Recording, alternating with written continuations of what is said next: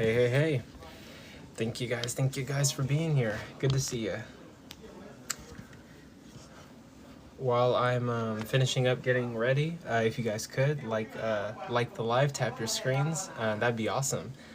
And I'm here waiting for the two competitors and just getting some final things ready. Thank you, thank you. Nate finna cook. Yeah, we already got 25 people in here. That's like fucking awesome. Thank you guys for being here. I appreciate it. I'm going live on YouTube and Twitch. I host on TikTok and then go live to YouTube and Twitch. I'm like setting that up real fast. And then honestly, I've got everything. We're good to go. There's nothing else. Yep. So give me one sec. Final setups. Coco-Mania 6.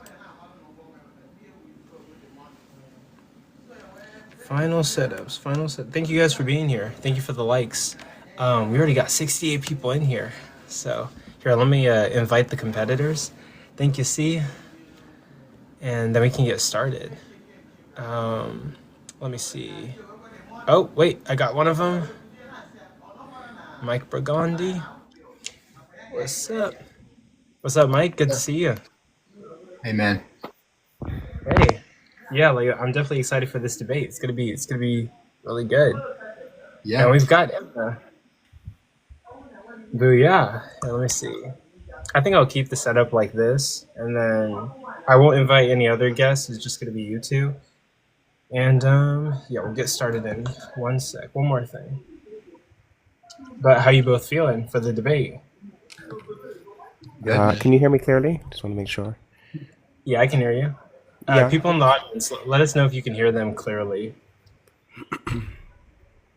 But yeah, getting one last thing set up, and then we should be good.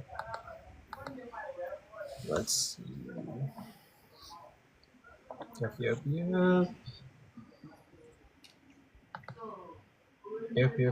Final things. Thank you guys for being here. If you can, like that screen. Tap your screens, like the live, share the live with anyone you think might be interested. And yeah, we'll get started in a couple minutes. Actually, I think, yeah, we're good. Okay. Yeah, we can get started. So, okay, so thank you guys for being here. Today we're doing Coco-Mania 6. My name is Mr. Coco. I'm the owner of this page called The Controversial Compass, a space where only the best ideas win. I'm known for on TikTok hosting formal debates and trying to bring formal debates to TikTok. I also help out with like another project called Day of Debates. Today we got Mike Burgundy versus Edna on Trans Women Are Women. Mike Burgundy is going to be taking the affirmative. Edna is going to be taking the negation. And it's going to be a formal debate where the format is going to be 7-minute openers, 5-minute rebuttals to the openers, and then two rounds of, wait, hold on. 1, 2. It's going to be 2 rounds of cross-examination for 5 minutes, and then like 3-minute closers. It's going to be a 50-minute debate, and you guys don't have to use all the time for your sections. You can say I concede my time, and then that'll really be it. A couple clarifications for the debate. During the opener, it's only going to be you talking for your opener. You're going to do your opening statement. Same thing for the rebuttal. When it comes to the cross-examination, I'm going to be timing you guys. If you say the words, I reclaim my time, I stop the timer, I calm the conversation down, and you get to restart your time. So like you're in control of your cross-examination.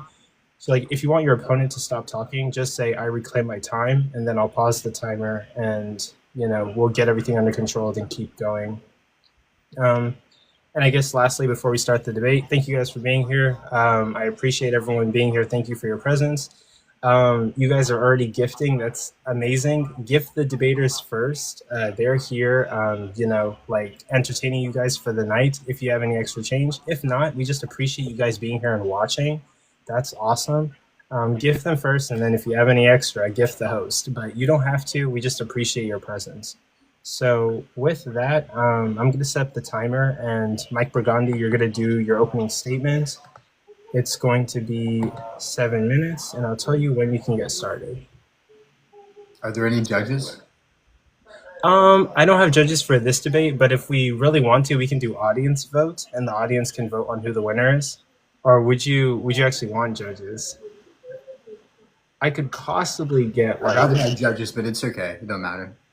Oh, okay. Next time we can get judges, but I could also get like some people here on speed dial, but yeah, next time we'd have to get them in advance. But so you're gonna be doing your 7 minute opener, and it starts whenever you say your first word. Okay, so to begin, first of all, thank you for allowing me to be here, and as well as Nate, everybody being here. Appreciate it. To begin, I'll define the word woman, because that's typically what people want to hear, right? So woman is a gender identity that aligns with female typical traits. Trans women have a gender identity that aligns with female typical traits. Therefore, trans women are women. So that's essentially my argument.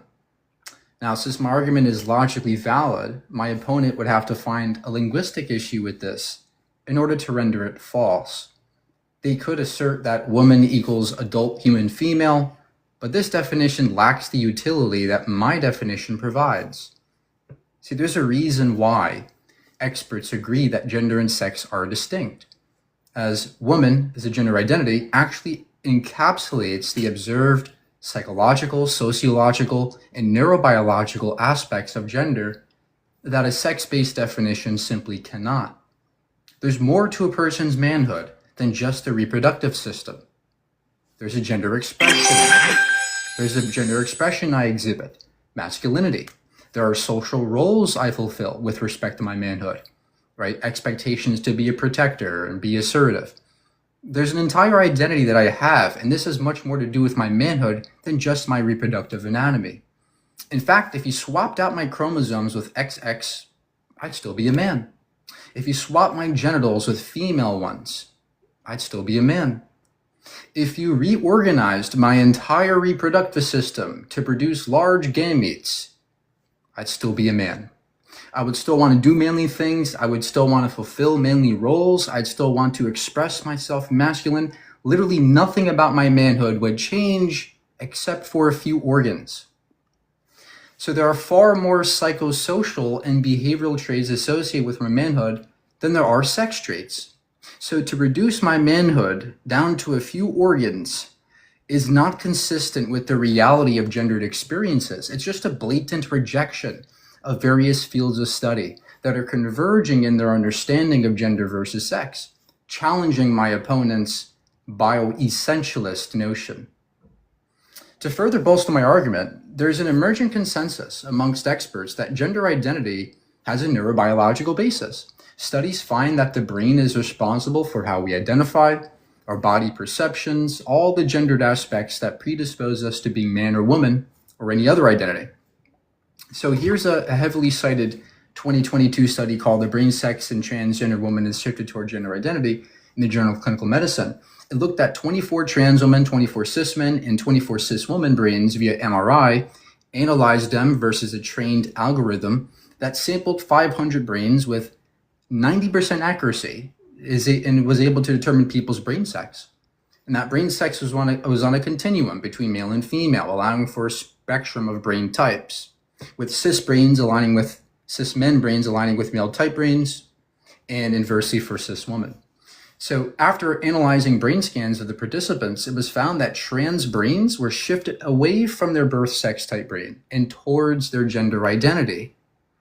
Now, statistical tests found that the correlations compared to their cis counterparts had a p-value of about 0.016, meaning there was only a 1.6% probability of this being the result of chance. And our identities mostly begin before birth. The brain differentiates based on hormones, can be masculinized or feminized, giving rise to someone's gender identity. Many trans people experience trans phantom sensations, indicating a mental body schema in the brain. Gender dysphoria indicates psychological distress.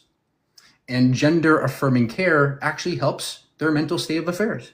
So all of these real and observed phenomena are predicted by my model of gender, not by my opponents. If what my model is saying is true, we would expect to find all these sorts of features in trans folks. But my opponent's view that sex determines gender says all the neuroscience, all the sociological studies, all the psychology, the consensus, which aligns with my position, right? Haslanger, Betcher, Jenkins, all these theorists, organizations like the APA, WPATH, the Endocrine Society, all the neuroscience, like from people like Savik and Swab, the entire academic understanding of gender today, it's all just wrong because adult human female, and by the way, get out of our bathrooms. So denying this evidence would just be to deny the science. What's more is that I can actually absorb your sex-based definition and say that the female reproductive system is a female typical trait. But clearly there's more to womanhood than that, right? Typically people with female reproductive systems are women, but not always. My opponent's definition doesn't account at all for any of the nuances. And so the adult human female definition is largely compatible with mine, but mine goes further. It's more precise with respect to observations of human behavior. So there's a pragmatic case for the usage of the word woman the way contemporary gender theory does, and not the way my opponent does. Now, remember, my argument is not solely contingent on neuroscience. My opponent would have to find a linguistic issue with my argument. There's also an ethical case to be made here that even if all the science is wrong, it would be ethically beneficial to normalize trans women as women, as maintaining gender affirming care actually saves lives and reduces the dogma and bigotry we so often see fueled by willful ignorance from the opposing side. Instead of denying and shunning away our complexities, I think we should instead, at the very least, try to understand them and ultimately embrace people's complexities, their freedom to be and their freedom to love. So my view is scientifically, pragmatically, linguistically, and ethically superior in every way to my opponents. That's all. Okay. With that, thank you for your opening statement. And now we're going to move on to Edna's opening statement. I am canceling the timer, and Edna, you're going to get 7 minutes, and it's going to start whenever you say your first word. Good evening, panelists. Good evening, Mike. Good evening, host. I appreciate you for accommodating me for this debate. I'll go ahead and start now. So, as a gender-critical individual, I have noticed an uptick in arguments that aim to prove a neurobiological basis for gender identity. Such claims lack evidence and fail to prove a causal relation between one's neurological development or neuroanatomy and their gender identity. These ideas and arguments promote neurosexism, the incorrect idea that persons' behaviors and their identities are influenced, or gender roles or behaviors or gendered behaviors are influenced by parts of neuroanatomy, are often reductive, sexist, and reduce women and men to stereotypes and social norms that have been historically and systemically utilized to oppress them. Whilst I understand and acknowledge that there are individuals who experience psychological distress with the sex that they were observed, it does not mean that they can have feelings of the opposite sex nor identify as the opposite sex, seeing as though sex is not a feeling, but instead a biological state of being that exists independent of one's feelings, emotions, and thoughts. In today's debate, I will highlight the key flaws in using neurobiology or neurobiological inconclusive studies to prove gender identity, and also prove that my opponent, who clearly doesn't understand gender, seems to confuse concepts of masculinity and femininity with womanhood and manhood. Social and cultural norms typically associated with the sexes, such as being manly or being a protector, as he previously mentioned, actually refer to masculine expectations that women and men do not have to adhere to and are not defined by. Additionally, the idea of gender identity promotes the idea that women and men are simply identities, not people. Right? Referring to womanhood as a gender identity simply reduces women to a thought, reduces women to an idea, something that they are not. They are physical, unique, adult human females. Additionally, my opponent will prove here in today's debate that he lacks the sufficient evidence to make the claims about neurobiology and lacks the evidence required to make claims about neurobiology regarding gender identity. Right? Thank you. Okay. Thank you for your opening statement. With that, I'm going to end your timer, and we're going to move on to this is just going to be like your rebuttals to the opening statement. So it's not yet time for you guys to cross-examine each other. You'll just be doing like your rebuttals or maybe some things you disagree with about your opponent's opening statement. So Mike, you're going to get 5 minutes, and it starts whenever you say your first word to respond to his opening statement. It starts when you say your first word.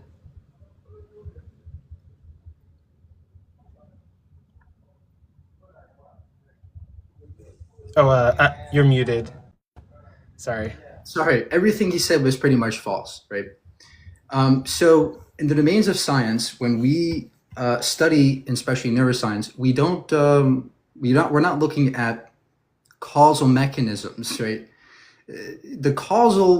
Trying to demonstrate a causal mechanism cannot be done in just one mere study, right? It is something that takes a cumulative case to do so. For example, for the longest time, it wasn't known conclusively. There was no causal mechanism between smoking and lung cancer, right? But enough correlative data added up and accumulated into the causal case. Same with things like autism, right? We still don't know the cause necessarily of autism. We still don't know the cause of gravity. So we don't need a causal mechanism to know that, yes, there's evidence that this thing is happening, right? There's a gendered aspect of the brain, and this is why it's the consensus among scientists and experts in the field. So yeah, that was all nonsense. And identity is not the same thing as a feeling. When I say identity, I don't mean I just feel this way or have a thought. It's a deep internal sense of who you are. It is something that is done unconsciously. It's not just a feeling or a thought. Right? It's something innate to all of us, innate to our conscious experience. That's like saying, consciousness is a feeling. No, it's an identity. It's something deeper than that. So that's a straw man to say that, oh, I think sex is a feeling. Studies aren't conclusive. This is another flaw he's saying. When a study says it's inconclusive, that doesn't mean that it's invalid. It doesn't mean that it doesn't count as evidence. That's just not how science works, right? Again, we build a cumulative case. We build a case that accumulates evidence and data, and then we find it matches to some conclusion. So no one study is going to necessarily be conclusive. In fact, if you were to say that you have to find me one study that's conclusive, then you just have to reject climate change, reject all the things we know about in science because, there's no one study that makes it conclusive, right? It's almost rare to find such a thing in science, but we can still get data. We can still extract data. We can still understand how things happen through science, like climate change and autism and lung cancer. The last thing he said, another thing he said was gender expectations that I described mean every person has to do that. No, again, that's why I make sure to mention the typicality aspect to gender, right? When I say that men are masculine, I mean that in a typical sense. Typically, men are masculine, but clearly there are women who are masculine. But again, how we categorize men versus women is based on typicalities, and any kind of oh no, you have to have necessary conditions is a blatant begging the question fallacy, right? Because what you're saying is my theory of categorization has to be true, which is essentialism, right? I say no, that's not what I'm doing. So you're question begging when you say that there must be necessary conditions, or else you don't have a definition. That's just not how definitions work in linguistics. And again, last thing, if I have some time, he mentioned sexism and stereotypes. No, by definition, I'm not even talking about sex, right? I'm talking about gender norms and expectations. A stereotype is an oversimplification or a generalization about somebody with a negative connotation attached to it, right? Like women are bad drivers. That's a stereotype. But when I describe an archetype of something, right? Like, women have long hair. That's not a stereotype in the sense that I'm not saying all women must have long hair or all women must be this way. We're saying it's a typicality.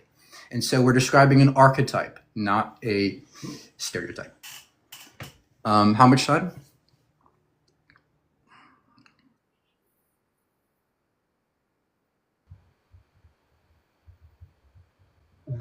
Yeah, there's a lot of gifts that are coming in, but you had 30 seconds. Would that be the conclusion of your rebuttal? Yeah. Okay, cool. I'll end your timer. And now, Edna, it's going to be your turn to do a rebuttal to Mike's opening statement. And then after that, we're going to get into the cross examinations.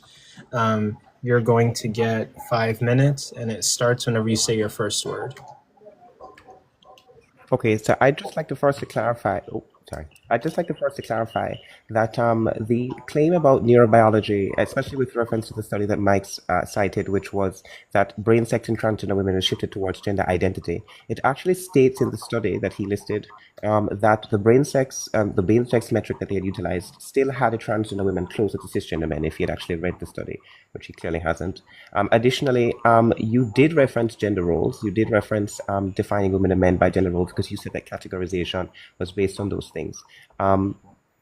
Your statement about roles in society, yet again, are reductive because stereotypes do oversimplify categories. They represent categories as distorted as possible and don't actually categorize the group of people. When you use language like typically, you're not including all women, you're including most and not all. Right? Therefore, it doesn't actually encompass the entire category. You're just using a typicality or a generalization. That's not what we're here to prove. We're not here to prove that typically trans women are women. We're not here to prove. Host, just to clarify, some people think there's an echo. Okay. Yeah, I can. Here, let me pause your time. I'm gonna pause it at I'm gonna give you 3 minutes, 50 seconds. Let's check for that echo. I think Mike needs to mute. Or mute real quick, Mike, and then say something again there. Yeah, testing. Yeah, it's gone now. Okay. Okay, Right. Cool. I'll time you for my laptop. Give me 1 sec. Okay. Let me set a timer for.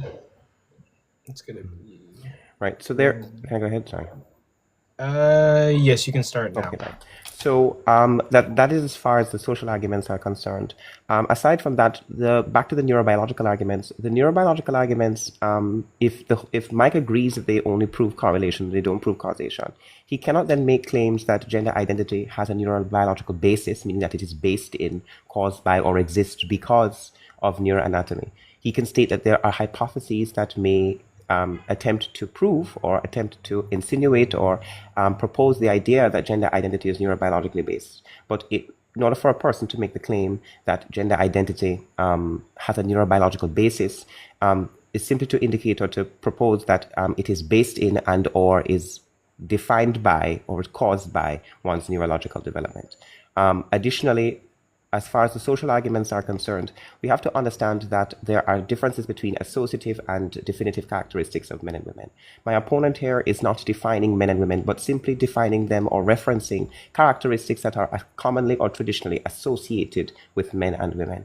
When we look throughout history, we understand that there are lots of women and men who do not conform to traditional gender norms, do not conform to social norms and stereotypes or archetypes associated with their sex, yet are still men and women. So the idea that men and women are defined, even in typical cases, by archetypes and social norms is completely sexist and yet again ignores the lived experience of women and also ignores the oppression that women historically and systemically have faced on the basis of sex, not gender identity. I'm finished. Go ahead.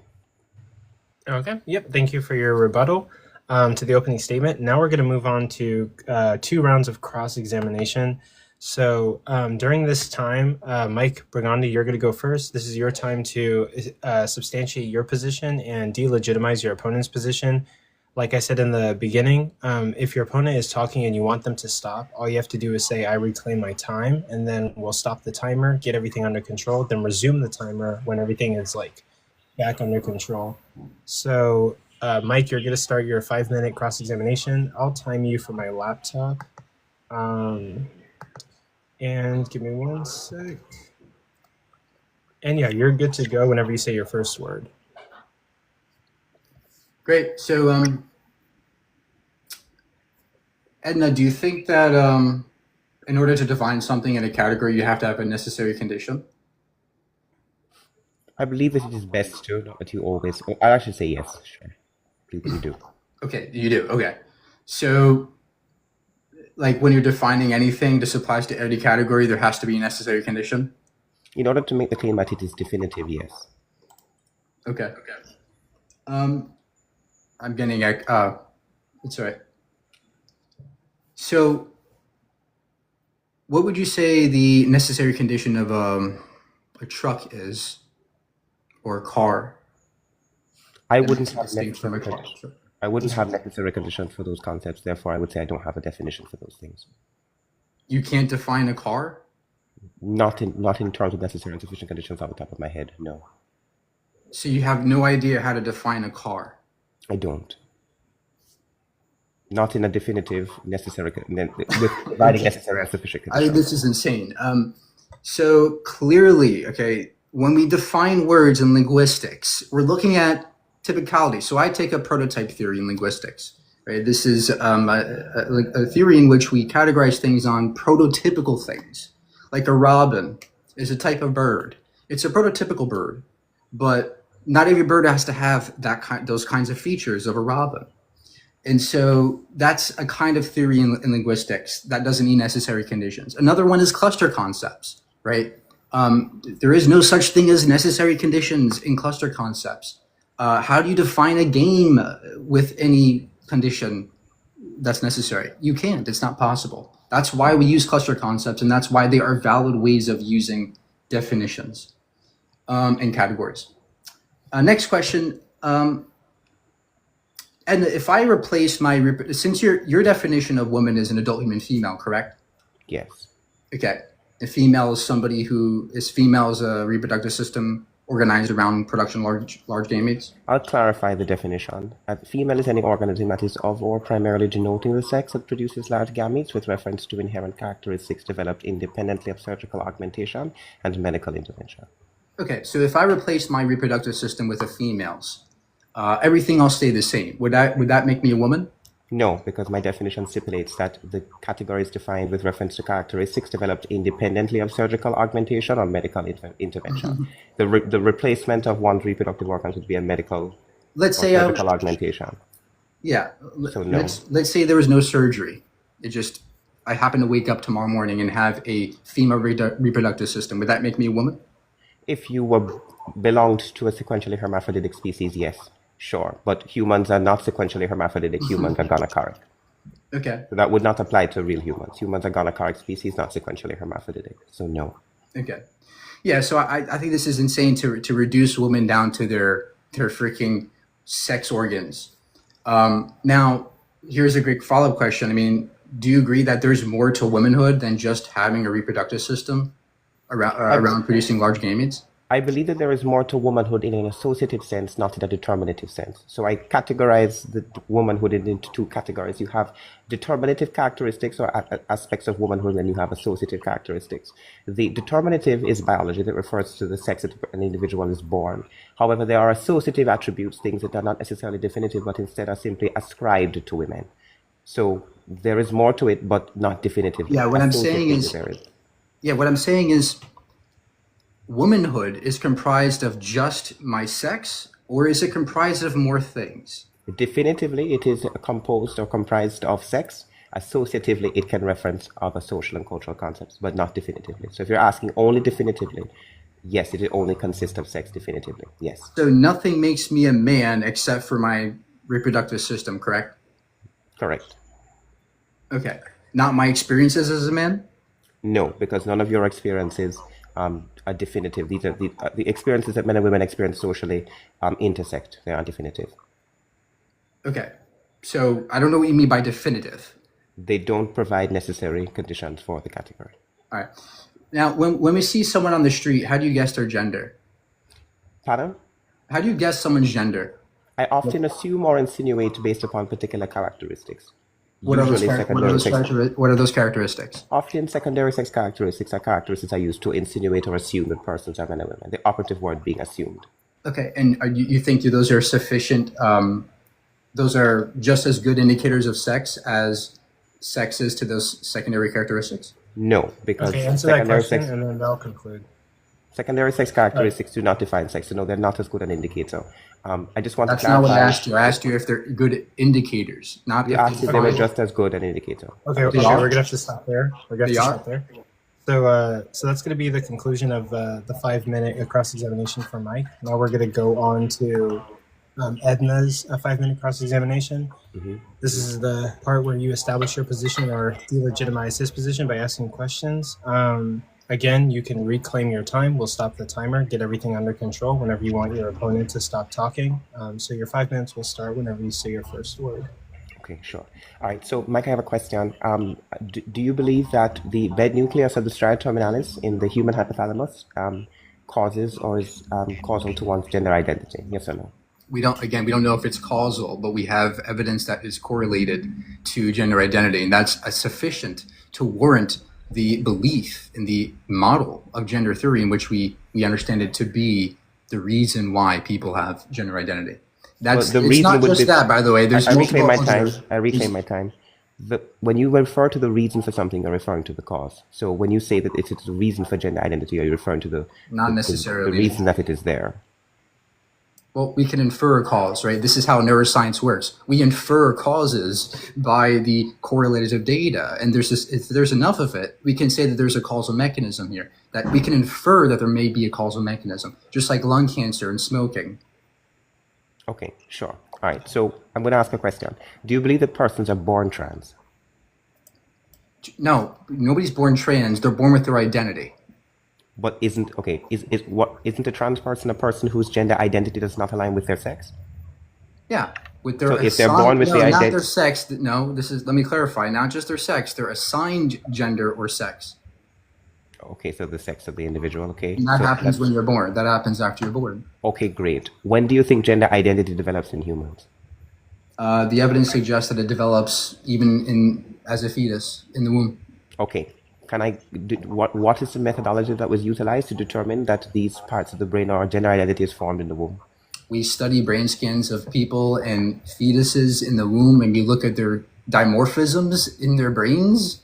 This is like basic science. I reclaim my time. Really quickly, how did we determine this is the question? Just to clarify, you're not answering the question. The question is, what was the... I reclaim my time. I reclaim my time. The question is, just to clarify, what are the methodologies that were utilized and the name of a source, please? The methodology is by observing with MRI scans the fetus's brains, and we look at the sexual dimorphic parts of the brains between females and males, and that's how we know that there's a sexual dimorphism happening even in the utero. What's the source for that? Sure, let me pull it up. Host, I have a quick question. While a person is looking up a source, does the time continue or does it pause? Since there's no dialogue happening. It is up to both of you guys. Are you both okay with pausing the time? Here's one called thalamus development in fetuses. It's called complex trajectories of brain development in the healthy human fetus. And I looked at the thalamus and saw it observed these dimorphisms in fetuses. You want more?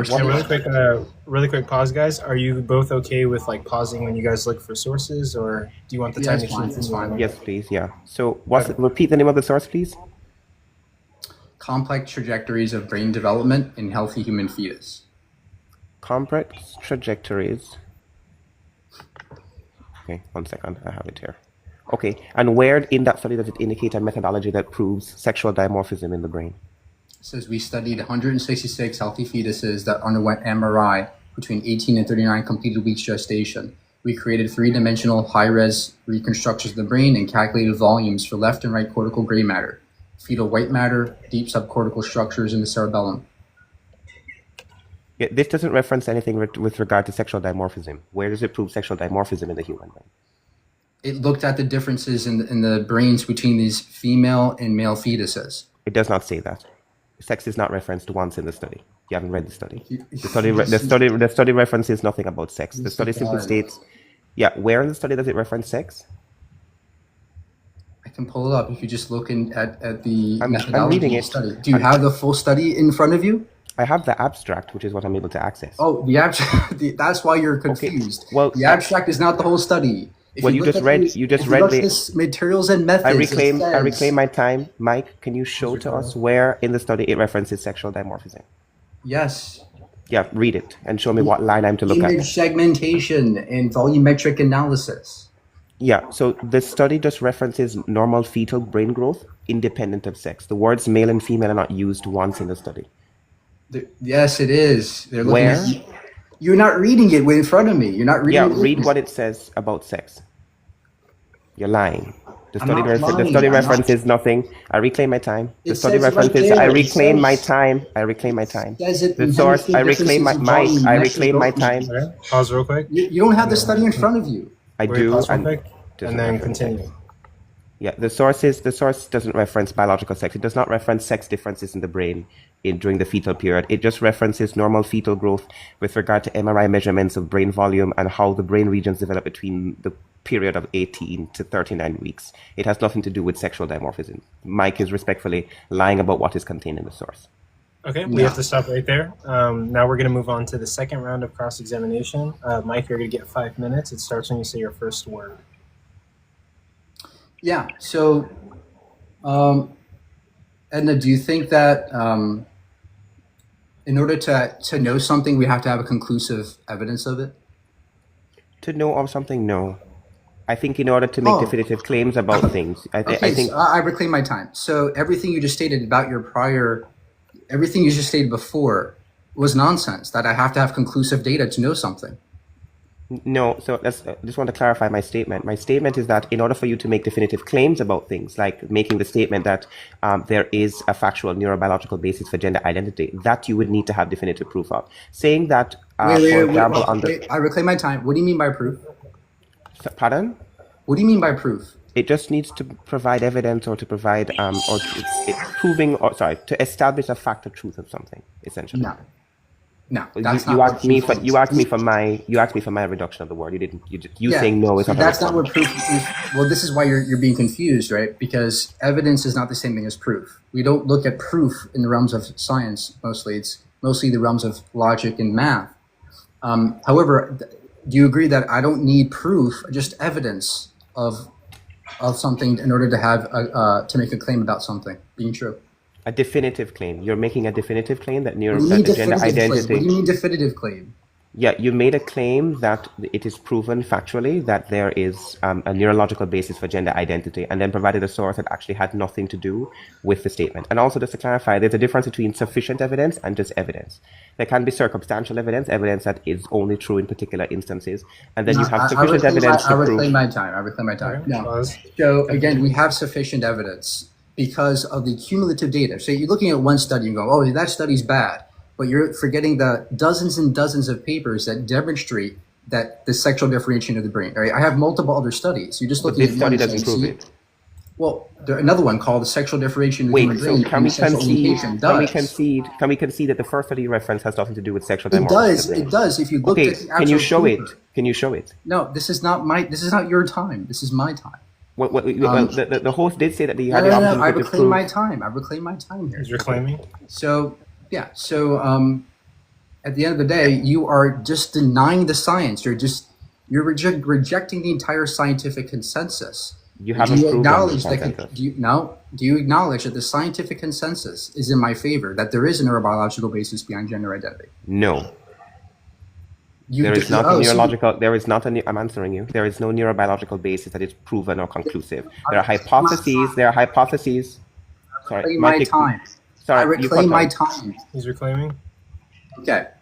You're rejecting the scientific consensus, right? The Endocrine Society agrees. And this is an organization backed by thousands of experts who agree that there is a neurobiological basis behind gender identity. You have yet to provide a So, source to that All effect.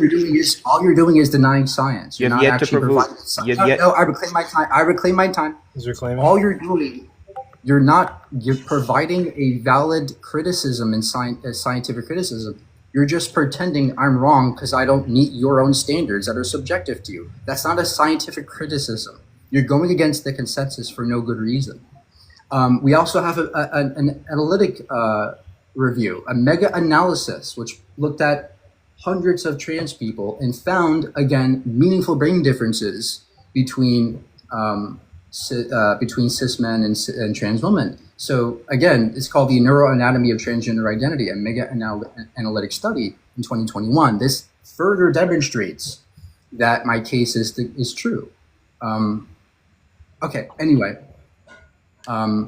Now, when you say, I want to talk about before, when you reduced, are you going to reduce womanhood just down to someone's organs, or is there more to womanhood than just that? This question was already answered.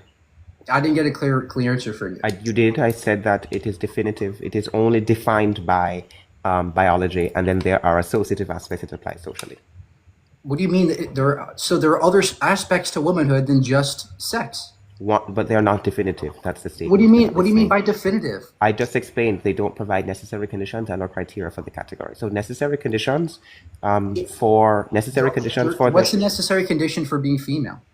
The necessary conditions are genetic. So for males and females, there are genetic necessary conditions that allow you to fall into either of the two reproductive strategies. So I'll give you for male. What is the one single trait that all females have? There isn't one single. It's a conjunct of genetic traits. Oh, okay. So there is no single necessary trait. There are necessary. It's a cluster. Are necessary. No, I reclaim my time. Yep. You are using a cluster concept for female, because you're associating 3 or 4 different parts of a female reproductive system to determine sex. So you're using a cluster concept just as I am, and you're saying I can't do it. How? Okay. That's incorrect. That's incorrect. We have to stop right there, guys. Now we're going to move on to Edna's 5-minute cross-examination. It's going to start whenever you say your first word. Okay. I just want to clarify that I'm not using a cluster concept because cluster concepts don't have necessary conditions, even conjunctively. I'm giving you a conjunct of necessary conditions, just to clarify that are genetic. It doesn't mean it's a cluster concept because the cluster concept uses sufficient conditions conjunctively, not necessary ones. So you actually mischaracterize what a cluster concept is. Cluster concepts don't have conjunctive necessary conditions, they have conjunctive sufficient conditions. I'm assuming you know the difference between necessary and sufficient conditions. Now, I'll give you the necessary conditions just to clarify before I move on to critiquing your position. To be male, you need, in order to be male, the necessary conditions are a functioning sex-determining region gene of the Y chromosome in conjunction with complete or majoritative androgen receptivity and or the upregulation of an analogous or homogeneous gene in conjunction with complete or majoritative androgen receptivity. With that being said, you're yet to prove in your source that you listed originally, which I'm not going to let you run away from. The source that you provided about the MRI data does not have anything to do with sexual dimorphism in the brain. I'd like for you to point to the page and paragraph where that study titled, let me just pull up the title again for you, where the study titled, yeah, it's called, I'll give it to you. It's called cerebellar hemispheric asymmetry. You cut me off. That's why I couldn't say it, but now I can say it. Sorry, where is that in the study? Oh my gosh, cerebellar hemispheric asymmetry. What does that have to, where does it reference sex? I reclaim my time. I reclaim my time. I reclaim my time.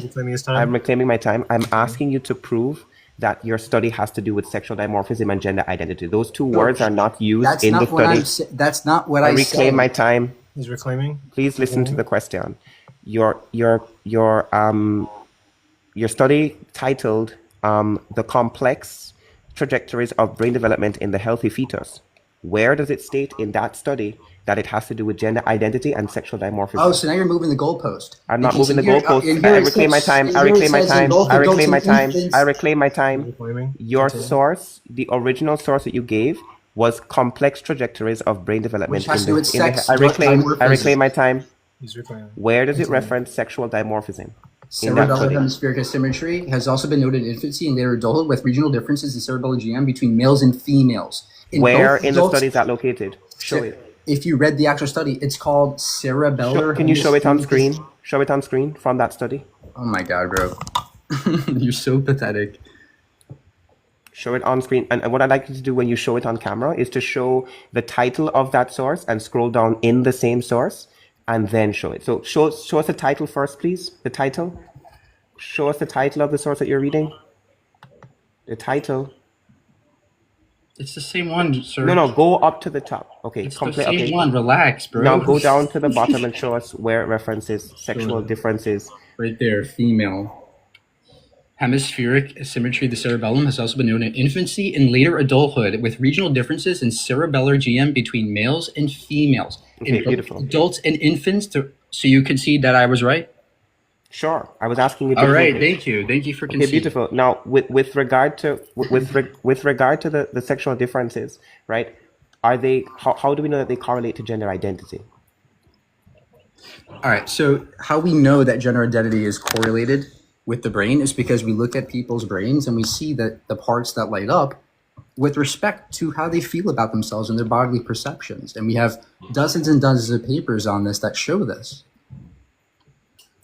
I'm sorry, how does this prove a correlation? How do we determine that these parts of the brain light up with regard to their gender Look identity? at the MRI. Oh my gosh. Look, you're not giving a scientific critique, right? How we do it is by looking at their brains, looking at the parts that light up, look at the networks that are associated with identity that we know from previous background neuroscientific knowledge. And then we recognize, yeah, there's a correlative case to be made here that the brain has a lot to do with gender identity. This is why it's the consensus amongst neuroscientists. I reclaim my time. I reclaim my time. You need to provide a source indicating that they're functionally different, right? Because gender identity would be a function of the brain, not just a structure. You're proving structural differences, not functional differences. Can you prove that these differences are functional? So do you agree that when, if I were to impact my brain somehow, that there would be a functional difference there? I reclaim my time. Answer the question directly, please. The answer is you don't need to have a functional study that says the brain part causes this to function differently. This is background knowledge. I reclaim my time. Is gender identity a function? Is gender identity a function or a structure? Neither. It's an identity. It's not a, sense of, I'm sorry. Is identity not a function? I reclaim my time. Is identity not a function of the brain? It's a way. Yes, you're right. It's a way. Okay, so it's not okay. Great. So it's not neither. You concede that then it's actually a function. So you have to prove now that these dimorphic differences are functional. Can you prove functional? Yes, you do. I reclaim my time. I reclaim my time. I reclaim my time. If you're saying that gender identity is a function of the brain, and these parts of the brain are, I reclaim my time. And you're saying that gender identity has it is proven in these brain structures. You would have to prove a functional differences. You have to prove functional differences, not structural ones. So can you prove? No, that's false. I don't have to prove a functional difference. Just like I don't have to prove that if my brain were to get weakened, I would have a functional difference. This is basic knowledge. We have to stop there. Now we're moving on to the final statements. That was 2 rounds of cross-examination. Now we're moving on to closing statements. Mike Briganti, you're going to get 3 minutes on the clock. And give me 1 sec to set up the timer. It's going to start whenever you say your first word. Yeah, so again, Nate's entire position is scientifically dull. There's nothing to it because we don't have to prove functional differences. We have correlative data. That's enough, right? We don't have a causal mechanism for freaking autism. We don't even know what causes autism, but we have evidence of correlative data that it happens. And that's how we can suggest that autism is caused by some things in the brain. We know that brain lesions can affect the functioning of the brain. And so it's basic consensus amongst neuroscientists that the way the brain is structured gives rise to its function. There's no study that proves this, just like there's no study that proves gravity is caused by something. We don't know the cause, but we still can make a correlative case. Yeah, the fact that my opponent couldn't even define what a car is means his entire linguistic framework is just garbage. Obviously, we can define what a car is. I showed him the evidence of sexual dimorphism in infancy. He just rejects it, supposedly. He rejects the scientific consensus. He rejects any data that even remotely challenges his view. He's moving the goalpost, and what he does is he sets the bar so high because most people are not scientifically literate. They don't know that you don't have to prove causation to have evidence in science. We rarely do that in science, but we have evidence. Sex versus gender associated brain structure, right? Neurobiological characteristics associated with gender identity. These are all studies that demonstrate my point, and they all form the consensus. They charge the consensus that gender identities come from the brain. And by the way, my argument actually is not contingent solely on the neuroscientific data. Remember, it's just trans women have woman identities. That identity is something that we could observationally understand. We all have gendered roles, gender expressions, and gender identities. This is something that's blatantly obvious, and he's just rejecting that, saying, no, it has to do with your sex. He's reducing people down to their sexual organs and their genitalia. This is absurd. There's more to me that makes me a man than just my penis. It's more of that than that, right? It has to do with far more than just that. And so, there's also the ethical side to this, right? Acknowledging trans women as women saves their lives. enabling access to gender affirming care saves people's lives. And so his view, which is inherently dogmatic and inherently bigoted, and unwilling to listen to the science, is only in the long term going to harm more people and make the world even more bigoted. And so he didn't remotely attack my position. He did not remotely challenge the science. He did nothing but just say, no, I don't believe you. No, prove function, when this is not a scientific Finish approach. with your last sentence. I'm done. Okay. Thank you for your closing statement. Edna, now you get 3 minutes on the clock to do your final statement. It starts when you say your first word. Okay. To close this debate, I would like to highlight that I vehemently disagree that my opponent has actually provided sufficient neurological data or neurobiological data to indicate his claims. His claims simply highlight structural differences between the brains of males and females, not functional differences between males and females. Functional differences have to do with the way that the brain behaves or the way that the brain carries out a particular role. Structural differences simply have to do with the way that the part of the brain is formed, for example, things like volume and size. My opponent has failed to sufficiently prove his claim that gender identity has a neurobiological basis, but instead has provided structural dimorphic differences between the brains of males and females and not functional ones. He has not proven that the differences are functional and have to do with gender identity, but instead has emotionally stated that I'm just denying scientific consensus without providing said consensus, right? There is no scientific consensus that gender identity is located in the brain, because although there are subtle differences or group differences between transgender and quote cisgender people, the findings are inconsistent, they overlap and are not diagnostic. There is no clear neurological sign or signature for gender identity, and no causal mechanism has been demonstrated. So my opponent has failed to demonstrate his claim. Additionally, it is not a reduction to refer to men and women as adult human males and adult human females. Actually, you mentioned ethics, and ethically, I think it's best to define women as a sex class because it acknowledges and creates space for me to fight for their sex-based rights, something that women historically has struggled with, something that women historically and systemically have been oppressed on the basis of. So acknowledging that women are adult human females not only allows for me to protect their sex-based spaces and their sex-based rights, but also allows for me to acknowledge who they truly are without reducing them to social norms, gender roles, as well as neurobiological behaviors. Thank you. Cool. Are you concluding your closing statement there? I concede my time. Thanks. Okay, cool. Well, there you have it, guys. That's going to be the conclusion of the debate. It was an amazing debate on the topic of trans women are women. If Edna and Mike can stick around, we are going to do audience questions like I normally do for like these debates. Audience, you can come up and you can do questions, comments, concerns, or critiques. We'll take as many as we can before they have to go. Please be respectful.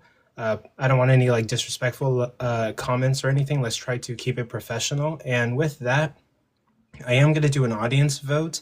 I'm not declaring a winner for this debate, but I'm just going to do the audience vote and then give the results. And it's up to the audience who won. The audience vote can be not necessarily so accurate because there might be like more fans of one creator than there is the other. So take it with a grain of salt. But with that, yeah, we're going to start bringing up audience members to ask questions, comments, concerns, or critiques. And Edna and Mike, yeah, you guys can respond to them while I get the poll ready. So I'm looking at we got like 23 people lined up, so I'll try to make this fast. Hey, Max, welcome to the panel. Feel free to ask your question or give a comment, question, concerns, or critique. Yeah, this was a wonderful debate. I really wanted to ask a question to the both of them because I wasn't here initially for, I would say, like the first half, so I may have not gotten a clear answer to this because I've been looking for it from the both of them because I've seen them do lots of debates on gender and trans women specifically, whether or not they are or not women. What do you guys use to differentiate the two categories that would make each one distinct? Because I know we have the term man and we have woman. To Mike, I would love to ask, what do you use to differentiate the two categories? And the same thing to Edna as well. Typicalities, right? So that's how we categorize things for the most part. We use cluster concepts, folks. We don't use definitive things only one category can have. We don't use exclusivities, right? We don't use this with anything. And so we use it. I differentiate them based on typicalities, right? Men, male typical qualities. Women are more female typical qualities, and this actually encapsulates everything about who women are. Okay, and so everything Nate said was just about you have to have a necessary condition is just nonsense. And really quick before you guys continue, the poll is up. It's this little blue clipboard in the corner of the screen. Everybody that's in here, all 783 people, feel free to vote for who you thought won in that poll. And thank you guys for being here. Thank you for all the gifts. And if you can, please tap your screen, like the live, and share with whoever you might think is interested. Continue, Max. Yeah. So like, I want Eden to speak because I was asking to both of them. Okay, sure. So I define males and females, as I said before, as adult human males and adult human females, sex-based difference. So females are any organisms that are of or primarily indicating or denoting the sex that produces large gametes, and men are adult human males, meaning any adult humans who are of or primarily denoting the capacity to produce small gametes. Mike's definition of typicalities doesn't really address much because the societal typicalities between men and women, as I stated before, are largely stereotypical and don't actually give you an accurate impression of men and women. They actually oversimplify men and women. If we were to do this with any other category, it would actually be quite absurd. So for example, if I said black people typically go to family barbecues, or black people typically listen to Tupac Shakur, or black people typically do a particular set of social actions, it would just sound a little bit racist, or just wouldn't be actually encapsulating the entire category. I'd just be excluding lots of black people and then not defining them accurately. So when he uses societal typicalities to define men and women, he's excluding lots of women and men, and he's also using a lot of stereotypes. So that's my response. Okay, and with that, we do have to get to the other guests, but thank you, Max, for coming up, and feel free to come back to my panel anytime. If you follow me, I'll follow you, but thank you for being here. Of course, have a nice one to all of you guys. You too. To make it clear, I do have to leave in about 4 minutes because I was supposed to host a live at 7 to just talk with my followers. I am sick. I do have bronchitis. I'm supposed to be resting. So I only have about 4 minutes remaining before I have to go and then go and get my rest after I do host my live after this. So okay. Just letting you know. Apologize for the time. And that's totally fine. We'll do like 2 more guests and then you can go ahead. Cease really wanted to come up, but let's see what he has to say. Go ahead, Cease. No, I'm going to be very brief. Nate, I wanted to challenge you to have another debate on the same platform against me this time. Okay, sure. Are you willing to do that? Sure. Okay, then in that case, just host. You can set it up, and let me know what day works for him, and we can figure it out. Would you be fine doing it next week? Would that work? I'll let you know what time because I have a few stuff coming up that I planned with my live viewers, so I don't know what time I'll be available for the following couple of weeks, but I'll let you know.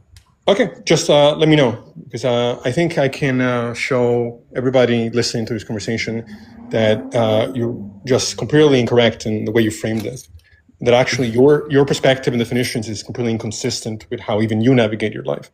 So I like a chance to show why that's the case in a setting where we're not over talking each other. So let's keep it professional. Absolutely. All right, thanks for letting me up. I just wanted to throw that challenge out there. So don't keep me waiting too long. All right, let me know. Sure. Host, I'm gonna drop and come back on a different account. My phone's about to die and the mic is plugged into it, so I'm gonna just jump up on my iPad. So I'm just dropping for 10 seconds just to return. Totally fine. Remainder of the 2 minutes. Give me a second, please.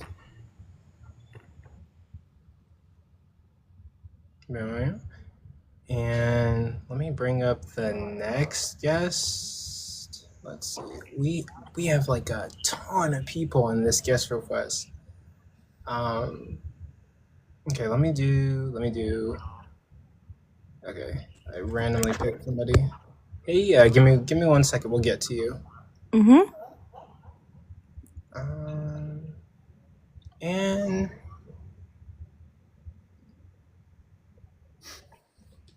let's see. I'm waiting for Edna to like load in.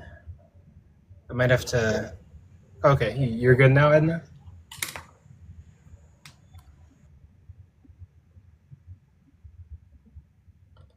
No, we're just waiting for him. Thank you guys for being here. Thank you guys for tapping the screen. I guess continue to tap the screen. Thank you for all the gifts. Thank you for gifting the debaters. Clearly, they have done their research in regards to this. And yeah, like I love that I'm able to host these debates. You good, Edna? Yeah, I think I'm here. Can you hear me, or am I cutting out? Yeah, we can hear you. Okay. So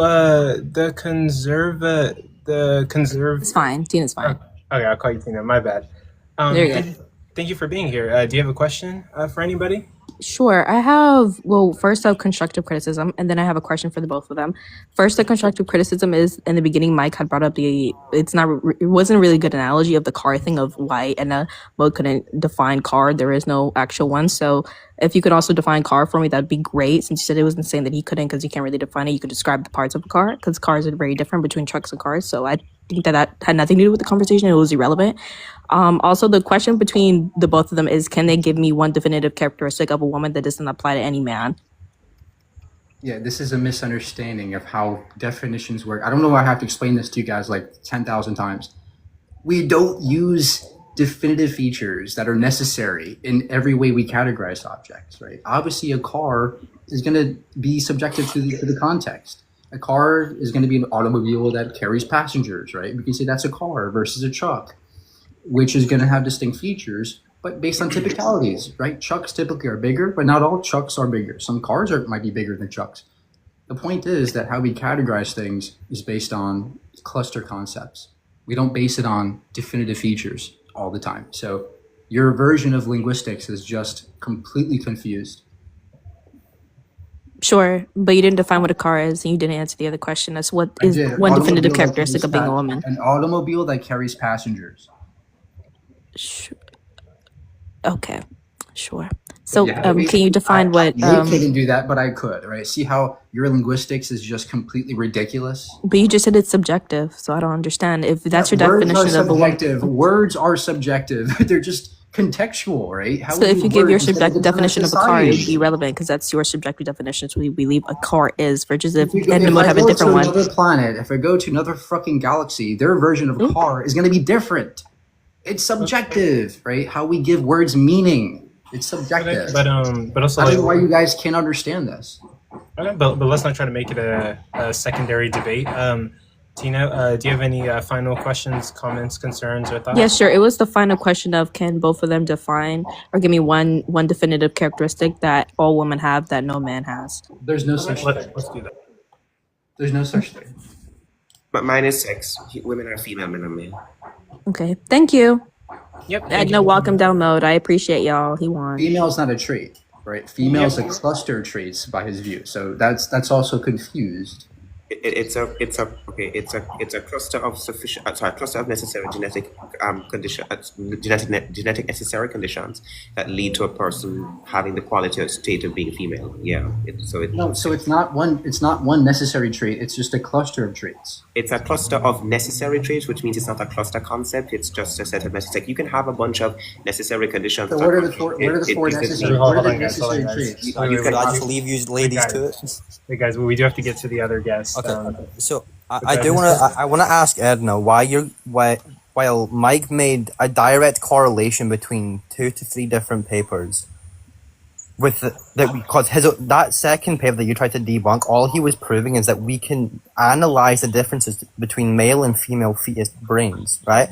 That's all he was proving. He did not once did he claim anything about the difference between sex and gender from that one paper. He tried to correlate from all papers. You made a distinctive question that he had to prove, and he furthered that evidence. No, he didn't. He did, because he referenced the other papers. Because again, can I explain how he didn't? I'm not done. Wait, let him finish. Go ahead, Misfit. So, because this happens all throughout medical science, right? So you can categorize cancers to tumors. You have to further then categorize tumors down to lymphomas, hematomas, etc., right? This happens throughout science, right? And he's already proven there's a definitive multiple papers from decades upon decades that back up the evidence. You want a conclusive thing, but there's not a single paper out there that has conclusive evidence for anything. Even the law of relativity, right? There's no conclusive paper for that. But we have enough data where we can back that up. That's the whole point. We have enough data from multiple different neuroscientists that can back this up. The same thing for any sort of field of science. So I don't understand why you have the ability to turn down the obvious Alright. correlations. Are you done? Because Are you asking a question? I don't know when the question is going to Yeah, finish. no. My question is, why are you turning down basic correlational science? Like that's Yeah. how we literally go through science. We have Okay. to find correlations from different physicians from So different his types. correlational studies prove structural differences, not functional differences. I highlighted this if you were listening. Clearly you weren't. Structural differences have to do with things like size and volume, which I already admit that there are differences structurally between the sexes as far as their brains are concerned. But functionally, they aren't proven to be different. That's what Mike would have to prove in order to make the claim that they have to do with gender identity. Because gender identity, I'm not done. Gender identity is a function of the brain, not a structure. You'd have to prove that the structure influences that function. That's what you'd have to do. Okay, and so he did not provide. And I'm still talking. He didn't provide. Let Edna finish. He didn't provide sufficient evidence that these parts of the brain are causal to the way that a person identifies, or prove, or are based, or are the reason for people's gender identity. He just pointed out differences between males and female brains structurally. You need to bridge the gap between structure and function in order to prove that it has to do with gender identity. That's the reason I turned down the study. Okay, so with that logic, we would have to then redefine the entire diagnostic system when it comes to medicine. No, we Because, wouldn't. yes, you do. Can you prove to me the functionality and structure from a lymphoma right now? Can you find me a paper? Can you find me a definitive paper that can do that? That can do what? Can you find me, because the evidence in this thing that you want from Mike, can you do the exact same thing for me for a lymphoma? Something that we know exists. I haven't done much research on lymphomas. So I'm not sure that I could, but I'm sure if I looked into it, I would be able to. And can. with that, That's the answer. You're asking me to justify something. You're asking me to justify something that I haven't. You can't prove that gravity functions. Guys, Can I please? Can I just finish, please? Wait, I was yeah. just So gonna say, really we quick. don't have. So Edna's gonna finish, and then we can't go too long into like little debates. We do have a lot of people in line. So go ahead, Edna, and finish. Yeah. And then actually, I'll let Mike respond, and then we'll go to the next person. So go ahead, Edna. Okay, I was just going to say I haven't done extensive medical research on lymphomas, so I wouldn't have a stance on it right now. But I'm sure that if I were to look into it, you'd be able to find what causes lymphomas or what is the cause of those things.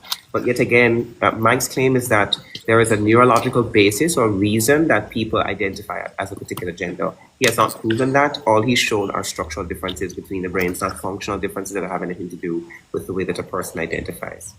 All right, Mike, go ahead and respond, and then we'll move on to the next guest. Yeah, there's no study that proves the function of something, right? We're looking at correlative cases. There's no study that proves that gravity functions the way that we know, right? It's just going to be based on correlative cases. There's no study that proves that if I smack my face caused my pain, right? There's no study on that. But we have enough correlative data. We have enough consistency amongst the people who smack their heads and they feel the pain. That's how we make the case that there's a functional change by structural differences. The same, especially with the brain, because of things like lesion data. We know that the brain lesions can affect the functioning of the brain, right? Brain tumors can affect the function of the brain. We can't prove it, but we have evidence that it's the case. Enough of it to go, yeah, the tumor is probably giving you those headaches, right? Like, this is absurd to set the bar so fucking high that, no science exists because everything has to be proven with one study. Yeah, that's so unscientific. That's garbage. Okay. With that, we do have to move on to the other guests that we have in line. And yeah, Edna, whenever you need to go, feel free to. Thank you for being here. I'll take one more person and then I'll go because everyone's asking me to. Okay, yeah, that totally works. And thank you both for being here and being on my platform. I mean, like, Thank you for hosting us. yeah, like you guys have clearly done research into this topic, and we've literally had like 800 people in this live. That's a very huge accomplishment. People really tuned in for your debate. Some people were saying that we should have got judges instead of just like audience vote. Maybe you guys can run this back again and we can get judges, but it's up to you guys. I would be happy to get that done as quickly as possible. And yeah, we can get judges and like actually like settle like an actual winner. But with that, we can move on to our next guest. Thank you for being up here, Misfit. Come back anytime. We already follow each other, and yeah, you're always welcome. Perfect, thank you. W Mike. And so we're gonna get our next guest. We're gonna do one more. People were requesting for Tony Tiger, so let's see But yeah, What's welcome, up? Tiger. Good to have Thank you. you. Yeah. Good to be here. Thank you. My question is for Mike. Mike, are you familiar with the 4 types of proof? And if so, what types of proofs qualified or were being used in the evidence that you were trying to present? So we don't deal with proofs in science, right? That's mathematical, logical analysis. In science, we deal with things like p-values and Cohen's d effect sizes, things like that, in which we look at the available evidence and we build a case, a credence level increases, and we get to an approximate truth based on the evidence. So that's what I demonstrated through the studies I mentioned. We're looking at brains, we're looking at the way the way the brain's functioning, and that changes the way There are actually 4 types of proof when used in philosophical and argumentation, which includes logic. And if you're talking about math is just another form of logic. So there are 4. Are you familiar with them? I'll tell you them if you don't know. Go ahead. Okay, so there is what's called a rationalist proof, an empiricist proof, a transcendental proof, and a pragmatist proof, right? And so the reason I was asking you, which of the 4 does your evidence you're presenting, what does it fall under, right? Because then that tells us, right, as interlocutors, how to deal with the information being presented, right? Because if, let's say it's a rational... It's probably going to adhere to more of like an empiricist approach. So yeah. Okay, so some data, data, and then it matters. It doesn't matter. Okay, so well, I mean, it kind of does matter, because if we are to be honest interlocutors, right, and you present an empiricist type proof, which could deal with studies, and it could be witness accounting. Let's say if some event in history, well, then I would have to respond in kind. I would have to respond with a counter empiricist proof. If you gave a rationalist type proof, meaning something that dealt with some sort of formal logic or inference rule, I would have to counter that with an inference rule, or I'd have to discount the inference rule being used. So it would let me know. Look, as an interlocutor. There's no reason why I'd have to adhere to any particular form of proof. I don't need to achieve proof. I can achieve evidence, and that's what you can't be taken serious as an interlocutor, sir. I'm sorry. What do you mean by proof? Right. Well, when we're talking about like how we give evidence or substantiation, there are 4 types. Okay. What do you mean by What do you mean by proof, though? Okay. Well, the type of proof that you're going to give is either going to be empirical, which is going to deal with sense data. What do you mean by proof? What do you mean by proof? Proof, evidence. Proof, evidence sequencing, accounting. Oh, okay. So it's evidence. Right. So proof is just evidence. Okay. So yeah, well, that's another way you can look at it. Sure. I don't know why you're just rejecting the science here. I have cited 3 or 4. I'm not saying I'm rejecting the science. That are evidence that right. achieve p-values that are sufficient to and they're peer-reviewed. That constitute scientific articles. Well, I'm not saying I necessarily reject your proof. I just need to know the nature. These are scientific articles that demonstrate something beyond chance. That's science. That's evidence. No one is necessarily saying they reject it, but they need to know. So then, is that evidence I provided? Well, I mean, I don't know what type, because you won't specify. Did I provide any type of evidence? You said you now just more so clarified. Did I provide any type of evidence? Okay. So really quick, so this is right, turning yes into or no? debate, but yeah, according to you, yes. And then so then I provided evidence. According to you, yes. Okay. But not to you. Why not? Well, because I'm not convinced that you even know what evidence is. You're not convinced. It's not an argument. Hold on, real quick. I'm not convinced you know what evidence is. Wait, guys, hold on. So let's answer that last question. Why do you think that he didn't provide evidence, and then we do gotta move on to the next guest? Right. Well, because if you're going to provide any kind of sequencing, proof, evidence, right, well, then there has to be a train of logic or something that substantiates it, right? And if we're going to be honest interlocutors, right, I would need to know, like if I was countering it, right, I would need to know what to counter it with. If he was presenting some sort of formal system that dealt with inference rules, I'd have to discount the inference rule, either premise by premise or statement by statement, or I would have to counter it with a superior one. So that lets me know. Nobody cares about this. That lets me know as an interlocutor how to deal with data that there is evidence for what I'm suggesting. Everything you just said is babble. Okay, empiricist, you're just saying we saw this, we think this. That's all you're saying then with empiricist. All right, guys, we do have congratulations, dude. You're dumb. You're just rejecting data. Wow. You're dumb. You're rejecting logic. Wait, hold on, guys. Okay, so maybe later you guys can like set up a debate, and I would gladly host it. we can fill up my calendar with debates, but yeah, we do have to move on to the next guest. All right. Thank you for having me. Yeah, come back anytime. If you follow me, I'll follow you, and thank you for being here. All right. Peace out. Okay, I'm good. Oh, you have to go, Edna? Yeah. Okay. I mean, It's not letting me drop it. You might have to kick me. Oh, okay. Sorry about that. You might need proof for that first. Mike. but Edna, thank Where's you for proof being of the here. button? Where's If proof you of gotta the go, button? you gotta. I'll say. Oh, Edna, if you gotta go, you can go ahead. Thank you for being here. And maybe I can talk to you later about doing another match with Mike, and we can get judges for that one that you both agree on. But yeah. Maybe. I mean, Edna doesn't know what evidence is. They don't understand what science is. So it's hard to talk to somebody who doesn't know what science is. Well, guys, I think you just run things too fast. Who thinks that you have to have conclusive proof in every study? That's just nonsense. Nobody takes you seriously.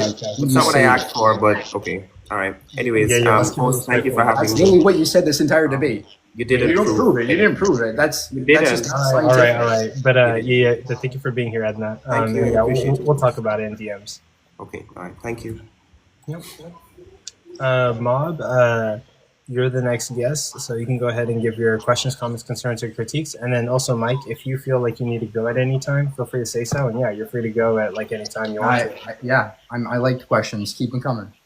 Yeah, go ahead, Mob. My question was going to be for Edna, but so it's okay. I'm just going to drop. But awesome debate. Good job, Mike. That was super interesting. Thank you. And yeah, I'm just going to Go ahead. And then Axiom, you can go ahead if you have a question. Oh, and Mods, let's chill on bringing guests up. I want to keep it like calm, but later I might like start doing a panel to bust through all the guests. But let's hold up real quick. But go ahead, Axiom. Yeah, so my question would be, Mike, if somebody provided you with like a sound argument or syllogism proving that T woman are not woman, given the utility that things like gender affirming care promote, or just given the utility that you could maybe get from still saying these arguments and conveying these ideas, would you still convey these ideas and arguments that you currently hold to if you were to find out that they were false, or would you drop the arguments? Yeah, so in my opening, I made that statement where I said there's an ethical case to be made here. Even if what I'm saying is invalid, there's still the ethical side, and it's such that we should respect trans people in the case that we should affirm who they are and recognize them as women, because that's what helps them save their lives. It actually helps them. It actually enables access to healthcare that they need. So yes, we should affirm trans people, as humans, and as women. Okay. All right. Any other questions, or is that it? No, that's pretty much it. Oh, thank you for coming up. If you follow me, I'll follow you. And yeah, we'll move on to our next guest.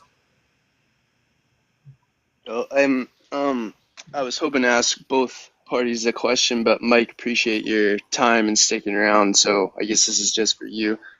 I'm really focused on epistemic humility and how that enables like etiquette in a debate, or like emotional stability. I don't know if you have any points on that, or I guess my question would be, how important do you think epistemic humility is in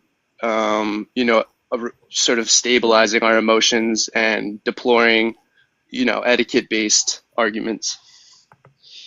Epistemic humility. I don't see where I've been epistemically arrogant. I don't see. Oh, I didn't say you were. I was just like I said. My question was going to be to both parties. I was just curious if you find it important or like not important. Like some people don't see it as important, like that they can make rational arguments without epistemic humility, and other people, like for myself, I find my own emotions. Go ahead. I think it's important. Yeah. Okay. Like, do you see the pattern in your own emotional stability when you cling to epistemic humility, or is that just I'm wondering if other people see that pattern? My emotional stability is fine. I don't know what you're talking about. Again, I'm not trying to criticize your emotional stability. I'm just for me, I just see the link between epistemic humility and emotional stability. And like when it comes to the etiquette of debate, I saw multiple interruptions, and I was just curious if that's strategically. Bro. Interruptions? Come on. Interruptions happen every debate. Stop it. This is absurd. Okay. All right. Thanks for your time, man. Yep. Thank you for coming up, Logic Troll. It's good to see you, man.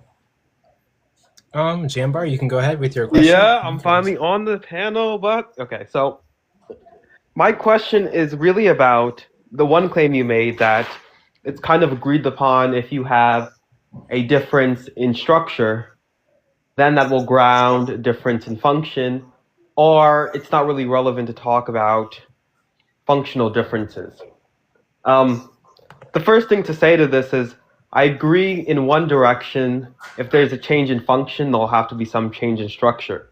But what I don't agree is that a change in structure always indicates a change in function. And in particular, different racial groups have different structures in their brain. Would you say that's a difference in function? And would you say that neuroscientists agree that since...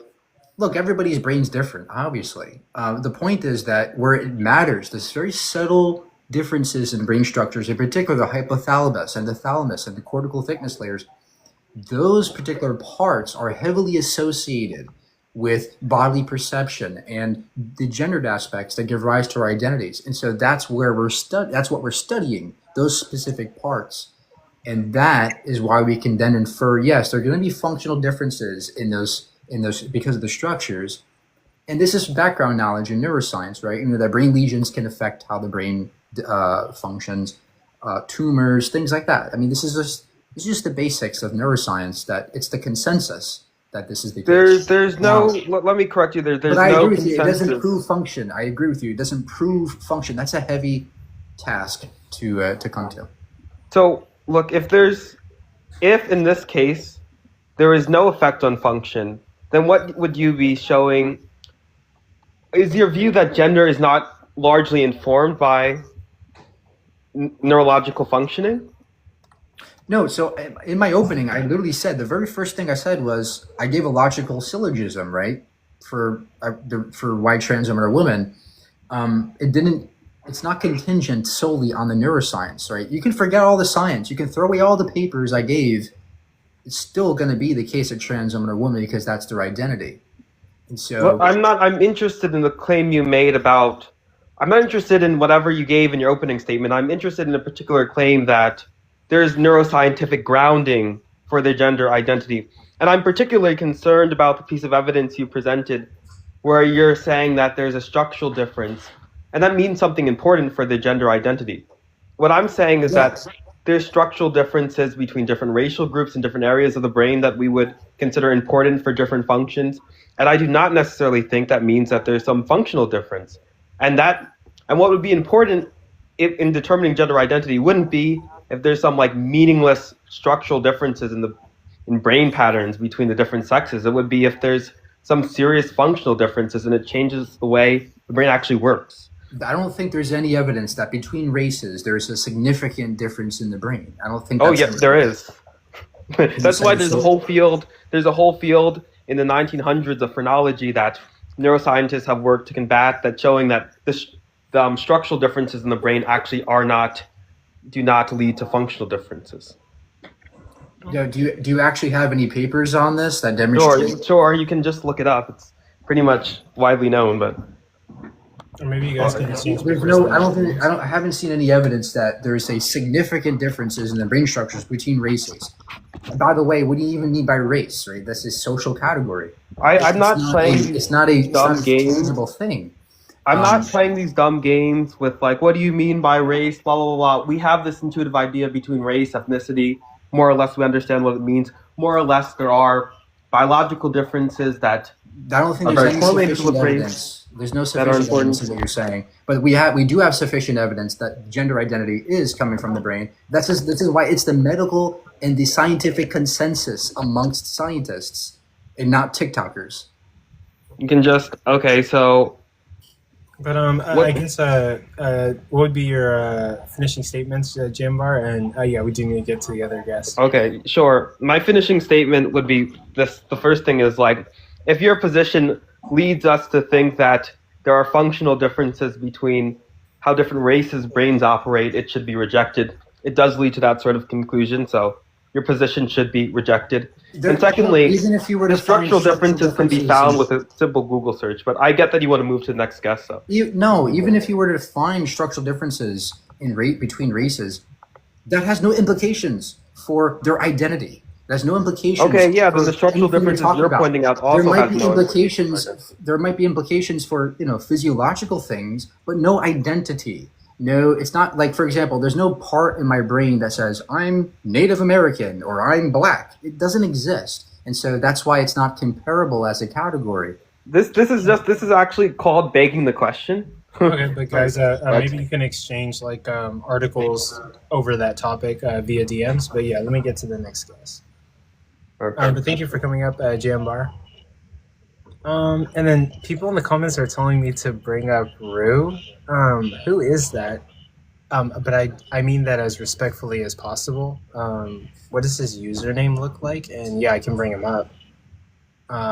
He'll be my next guest. Oh, okay, cool. Yeah, welcome to the panel. It's good to have you. Thank you for having me. So yeah, I just wanted to address a couple things with you, Mike, if that's okay. If you wanted to debate, Mike, I'm sure you and I could organize something, because I actually do study neurology, as you seem to be like very, say you're well versed in. But I just wanted to bring up that the neurological consensus is not that gender identity is in the brain, despite multiple attempts to prove that it is. Most are still arguing that the male and female brain are overstated and methodologically weak. And I can give you some sources to this. Give me just 1 second. So the first source I can give you. So this is a systematic review of neuroimaging in transgender and cisgender individuals. And it said that there's not enough consistent evidence to show gender identity in the brain. And people's brains actually usually resemble their natal sex.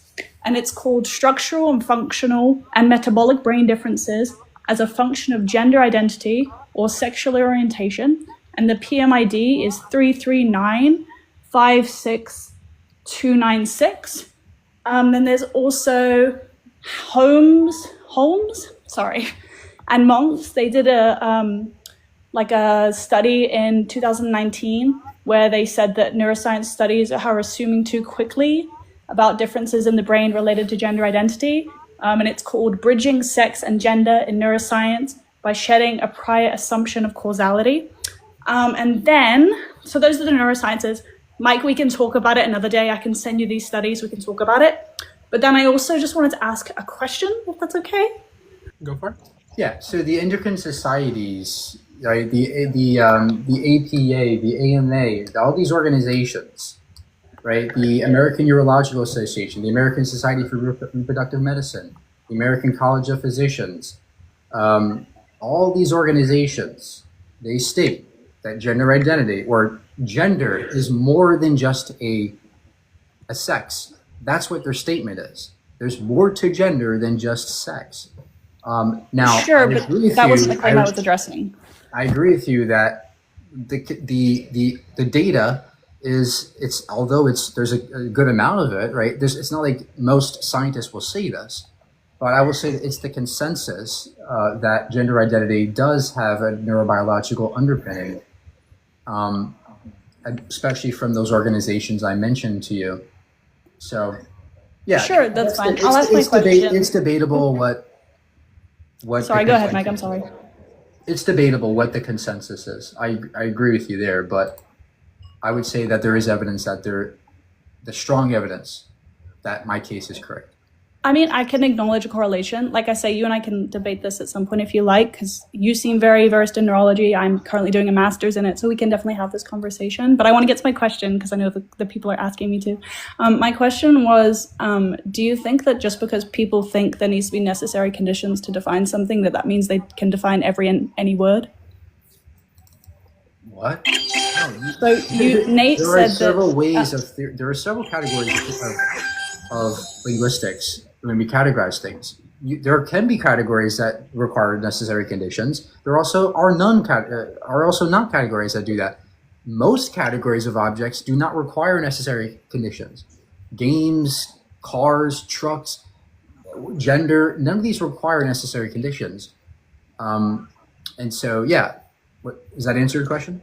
Kind of. I would just say that I think that even if we could acknowledge that some things don't need necessary conditions, to ask someone to define something that define something because they said that words do need necessary conditions when it's something you're asking them to define that isn't relevant to the conversation. I don't know why it tracks or how it came up, but that was it. But like I say, if you want to debate, Mike, I can DM you and we can definitely very talk about relevant. the It was to neurology. show him. It was. I asked him specifically, does it apply to all categories of objects that you need a necessary condition? He said yes, and then I said, okay, well, define a car.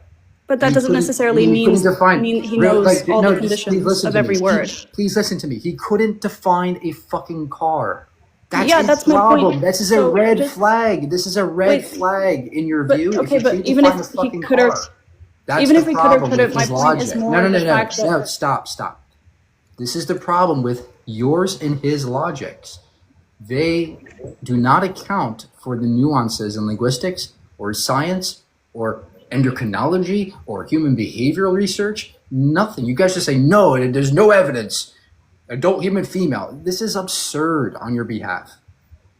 Sure. Well, I acknowledge the correlation. You and I haven't like spoken about this directly, so you're just assuming my position.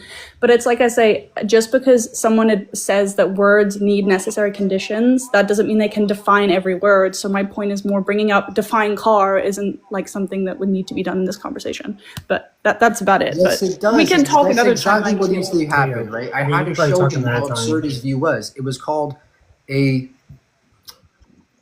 reductio. Yeah, but it was not a reduction. I'll drop. I'm sorry. The host wants me to go. I'm sorry. Mike, we can talk about it later. To not be able to define what a car is. But yeah, we can. I'll catch up with Mike. But thank you for having me, host. Thank you. Yep. Thank you. Come back anytime. And he can't define a car, but he can define a woman. It makes no sense, right? Yeah. Here, let me see. I'm gonna bring the next guest up, and Hello, thank you. I appreciate you for letting me up. So I had a question for Mike, and I'm totally willing to hear you out on this. But first off, I want to start by saying, I wasn't here for like the whole science part, the studies. That's a whole other can of worms. I just want to talk about specifically your definition for woman. You define it based off the social and cultural typicalities, correct? Just to be sure. I define a woman as a gender identity that aligns with female typicalities. These are going to be multifaceted, right? They're going to be behavioral attributes, hormonal attributes, neurobiological attributes, all of the above. All of the above. Okay, so you don't base it anything like based on anything to do with social or cultural norms either, right? Yes, I do. There's sociological attributes to women or men. So you do base it some part in society, correct? Yes, womanhood or manhood, these are societal constructs. Yes. Okay, so you agree that these are societal constructs and that they do have social and cultural norms tied to them. Yeah. Okay. So if that's your stance, right? Like you do base it on typicalities, right? Social, cultural norms, neurological norms. Let me ask you this, just because I'm really curious. So, just so you're aware, social and cultural norms, they're personal like things, like to each person, right? Like so, for example, me, I'm born in America. I'm Floridian, right? You take a person from Japan, we're gonna have different social cultural norms, correct? Yeah. Okay. So I don't see how you could take something so personal and then go on to make a universal proposition such as trans women are women. Because, right, let's say we take the example I gave, the analogy, me, for example, a person from America versus a person from Japan who has like different social cultural norms or expectations for what a woman is based on like your own definition and view for it. If that person claims that a woman is something, let me finish connecting the dots real quick. No, Let me land the plane. Let me at least land the plane. If I were to say that a trans woman or a woman is something different than the person who holds different societal and cultural norms than me, I don't think that statement would be wrong because it's a personal belief within my societal and cultural standards, right? So to say that trans women are women and then take it from a societal and cultural standpoint, which is personal to each person, you seem to be connecting this universal stance when really, if you're taking it from a personal view, you can't really affirm or deny the proposition that trans women are women to anybody. Anybody can have their own view on that. Go ahead, Mike, and then we'll move on to the next guest. Embedded in the definition of woman is the sense that it's going to be contextual depending on societies, and you just proved my point because you agree. You agree now that what a woman means varies by culture, right? How about it's this simple? Do you think? Let's say no. Answer my question. what a woman is varies by No, culture. I don't Right? agree with that. That's my stance. But you I'm just saying said for, it did. You just no, said it no, I'm defies putting social and no, cultural no, norms. hold on. I'm See, you're putting it, confused. no, I don't agree with that. I'm trying to put into perspective your view on it, right? If you believe it stems from social and cultural norms, right, that differ per person, then I'm saying this. Let's say, for example, we take a trans woman that lives all the way in Africa or Japan or something, right? I'm from America. I have different social and cultural norms than these people that have lived entirely across the world from me. If this person is trans and they go, well, I'm a woman, and I go, well, to me, you're not a woman. You can't affirm or deny either proposition. We hold different cultural, social norms based on your own view of it. Yeah, so you A agree that personal womanhood. opinion. So you agree that So, what a woman means varies so by culture. let's just You make it disagree. clear. You agree with me. I agree with Okay, wait, you. no. All right. How about But this? How about guys, this? we do need to finish up. So I You have guess no Let points me here. let I me ask agree that let me ask it vary this way. by culture. Okay, let's say I do agree. So is it now wrong for me to say that this trans woman from Japan or whatever, Africa, that I've never met, is it wrong for me to say that they're not a woman? It depends on what you mean by woman in the culture you're in. In our culture, woman has certain archetypes. So it's not wrong. You can't deny the Trans women wait. are women in our culture. In another culture, Okay, it wait. might be trans women or not or something. So Depending on what you mean, it's So contextual. just to be clear, you cannot deny the So just to be clear, you can't deny the proposition that a trans woman is not a woman. We do have to stop it there because like we're sort of getting into another debate and we have like 20 other people. But Yeah, thank I'm you for sorry. coming out. All right. I just wanted to ask that. I just don't think you could deny the Your proposition question that a is trans woman is. nonsense because I recognize that by culture, what you mean by woman is going to be different.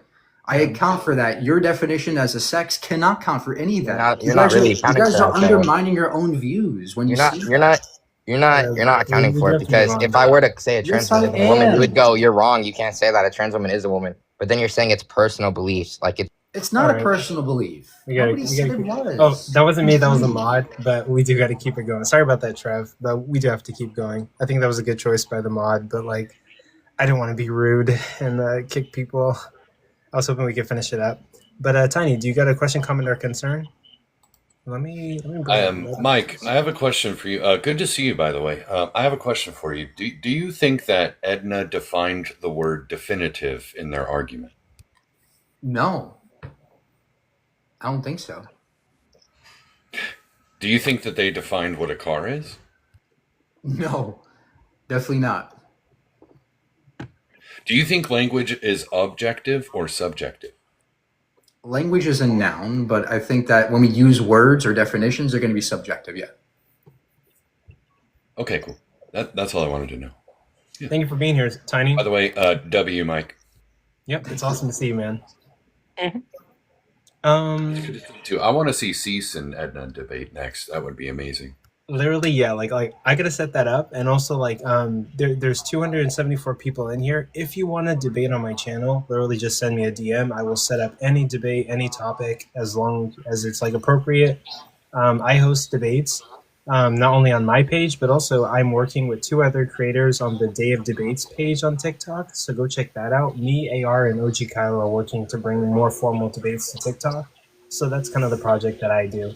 But with that, we're going to go. Haru, do you have a question? And then like Violet, then Kenny. Can I ask 2 questions?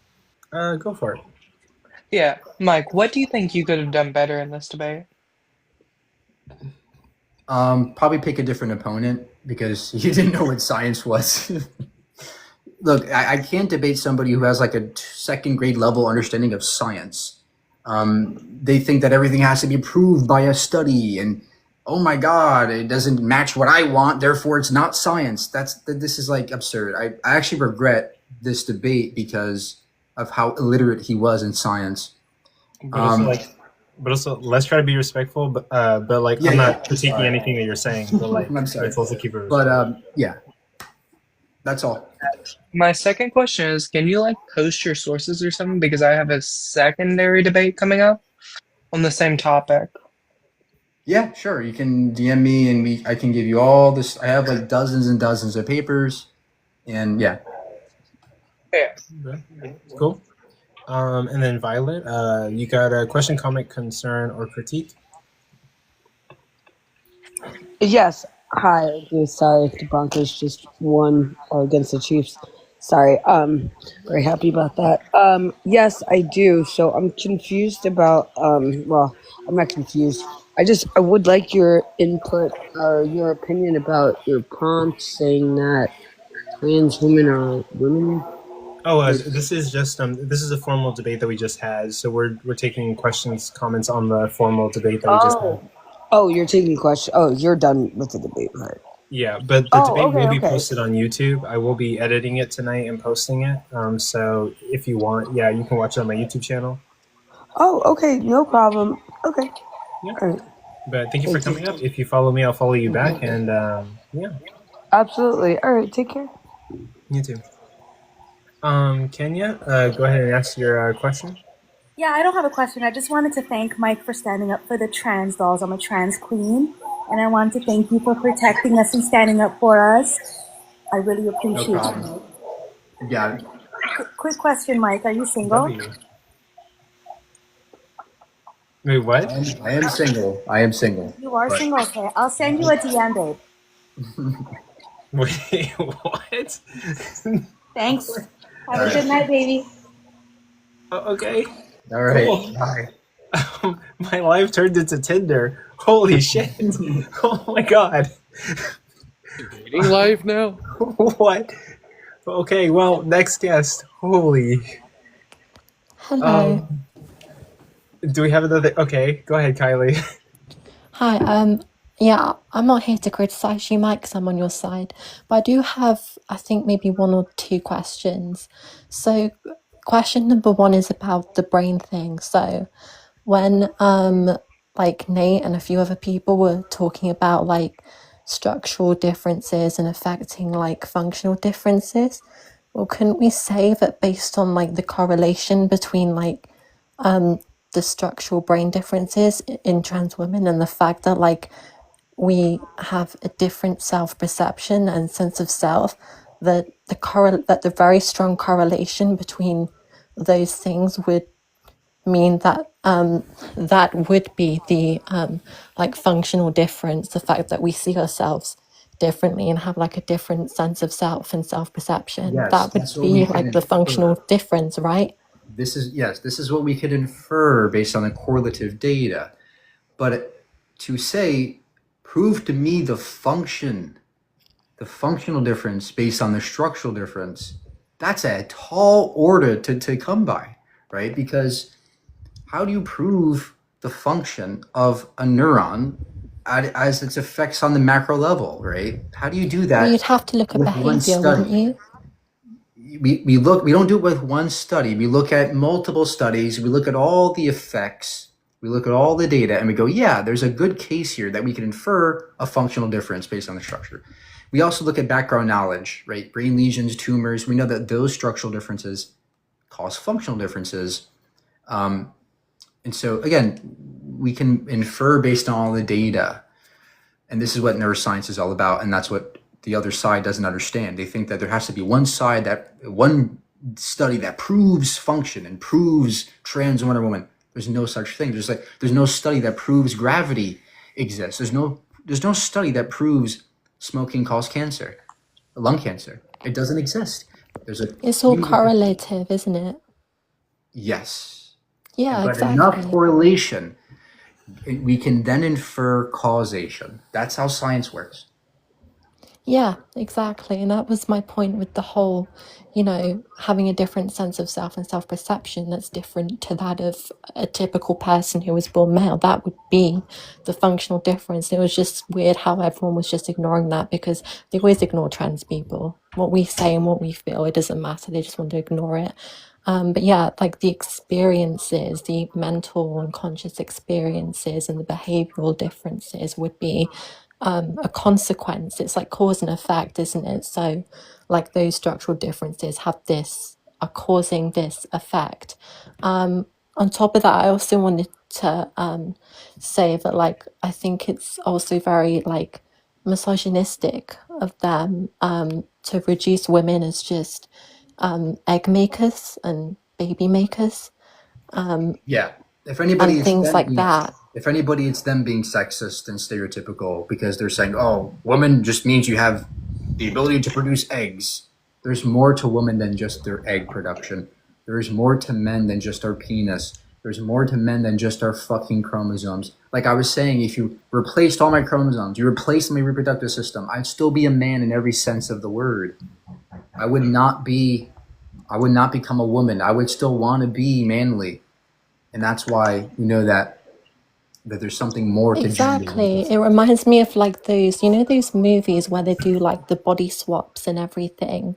And then when they find out that that happens, they'll treat that person as like what their mind is, if that makes sense, instead of like what their body is. Do you get what I mean? Like it's Yeah, like they actually, we they have should be done treating, studies. yeah, we should be They've done treating studies. people on who they are and on their preferences and on their sense of self and their personality and everything. We should treat people based on that instead of organs that nobody had any choice of being born with anyway. It's just very misogynistic to define women solely as baby makers and just as body parts. It's something the suffragettes fought against for years. It's very patriarchal, in fact, to just define women as that, because we're more than that. Women are more than just somebody who can make a baby, but that's what they were defined as for a very long time and seen as all they were worth. Yeah, but go ahead and respond, Mike, and then we do have to get to the next guest. I think I'm done. I think I'm move on. Thank you. Thank you for coming up, Kylie. If you follow me, I'll follow you. No worries. Thank you for being here. Thank you, Mike, by the way, for everything you do. Yo, Coco, I just want to advocate for you to bring up no introduction needed. They've been requesting since the beginning, but they're on private, so only you can bring them up. Okay. Also, Mike, I love your Mike's Evil Twin. It's one of my favorite pages on TikTok. Thank you, Forrest. Thank you. Okay. Go ahead. No introduction. Thank you for coming up. I just wanted to say, Mike, thank you for all that you have contributed to this debate. You are so smart and intellectual. You won that debate. You were the only one who brought sources to this debate. Nate didn't. Nate didn't even know what the definition of a car was. And I've watched your lives a lot. So I'm a big fan of yours. I follow you. I think you probably will see it. But yeah, keep up doing the good work. I do appreciate you. I appreciate your voice.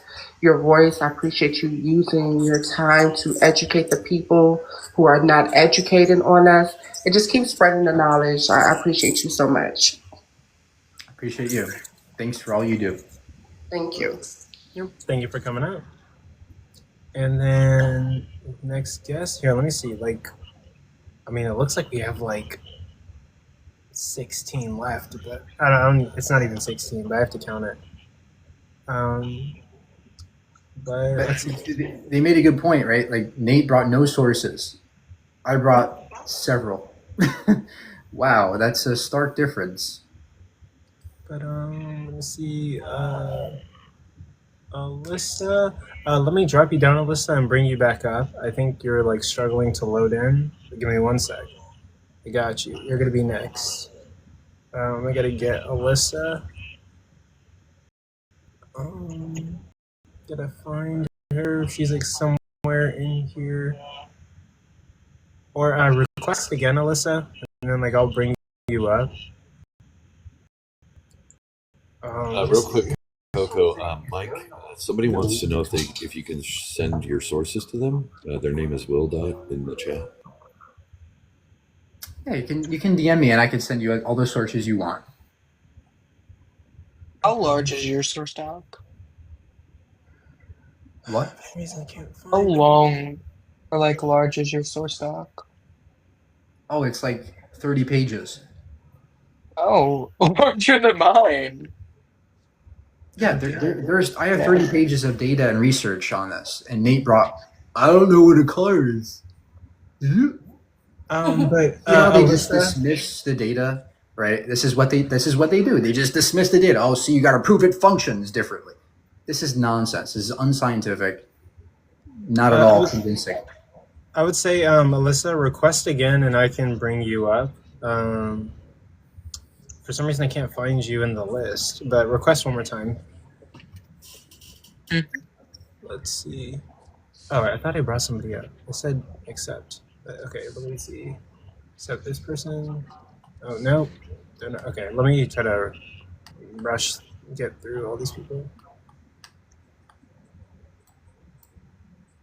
Oh, no.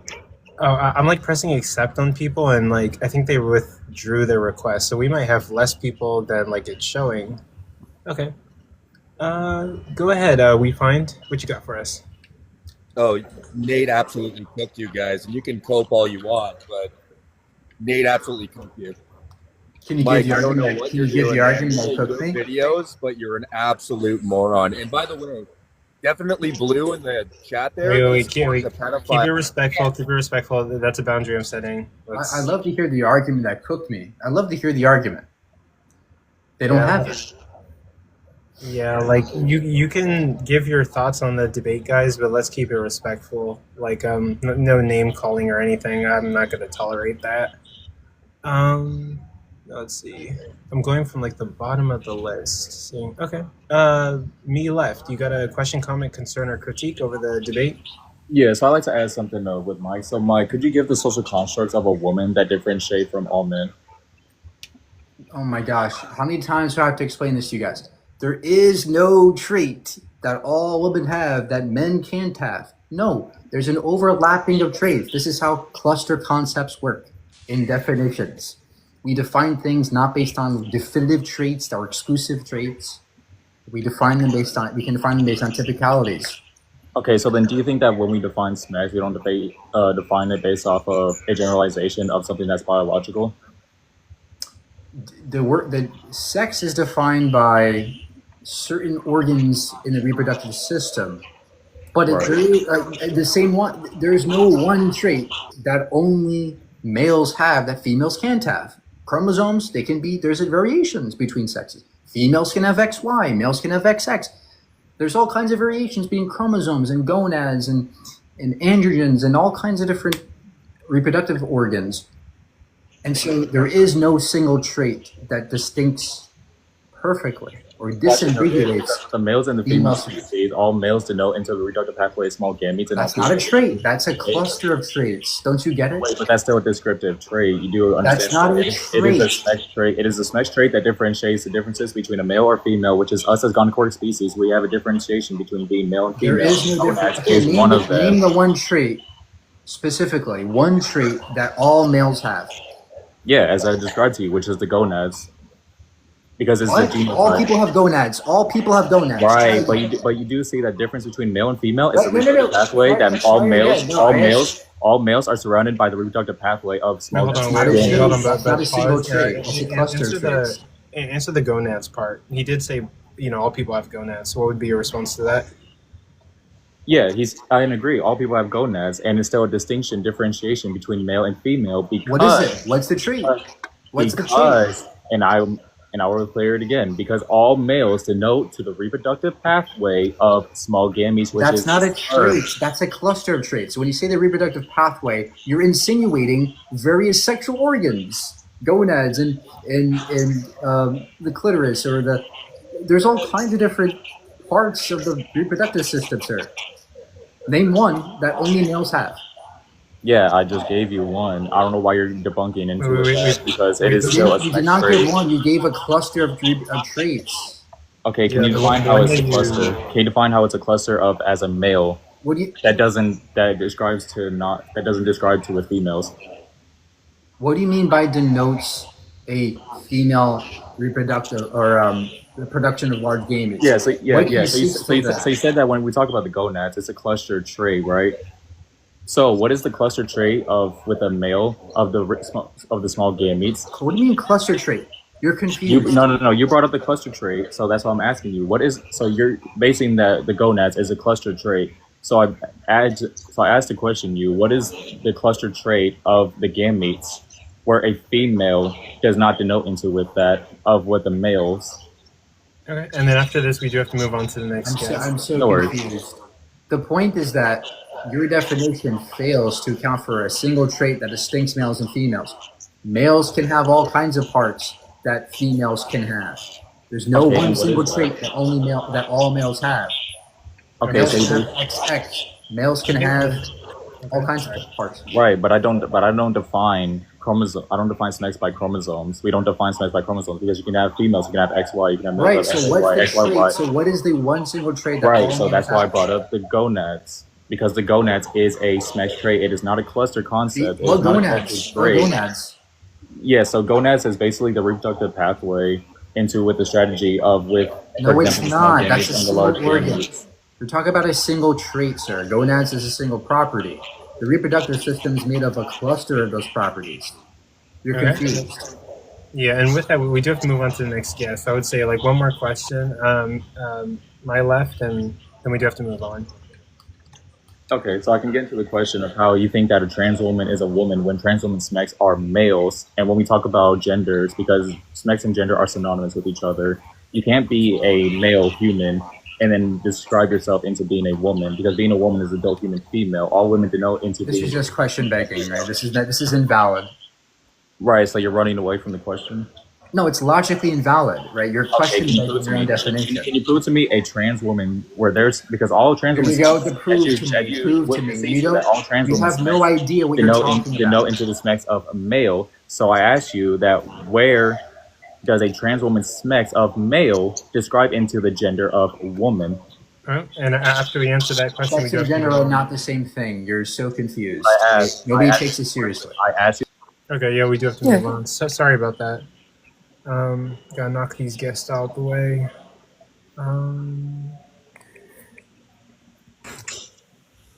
We find. Thank you for being here.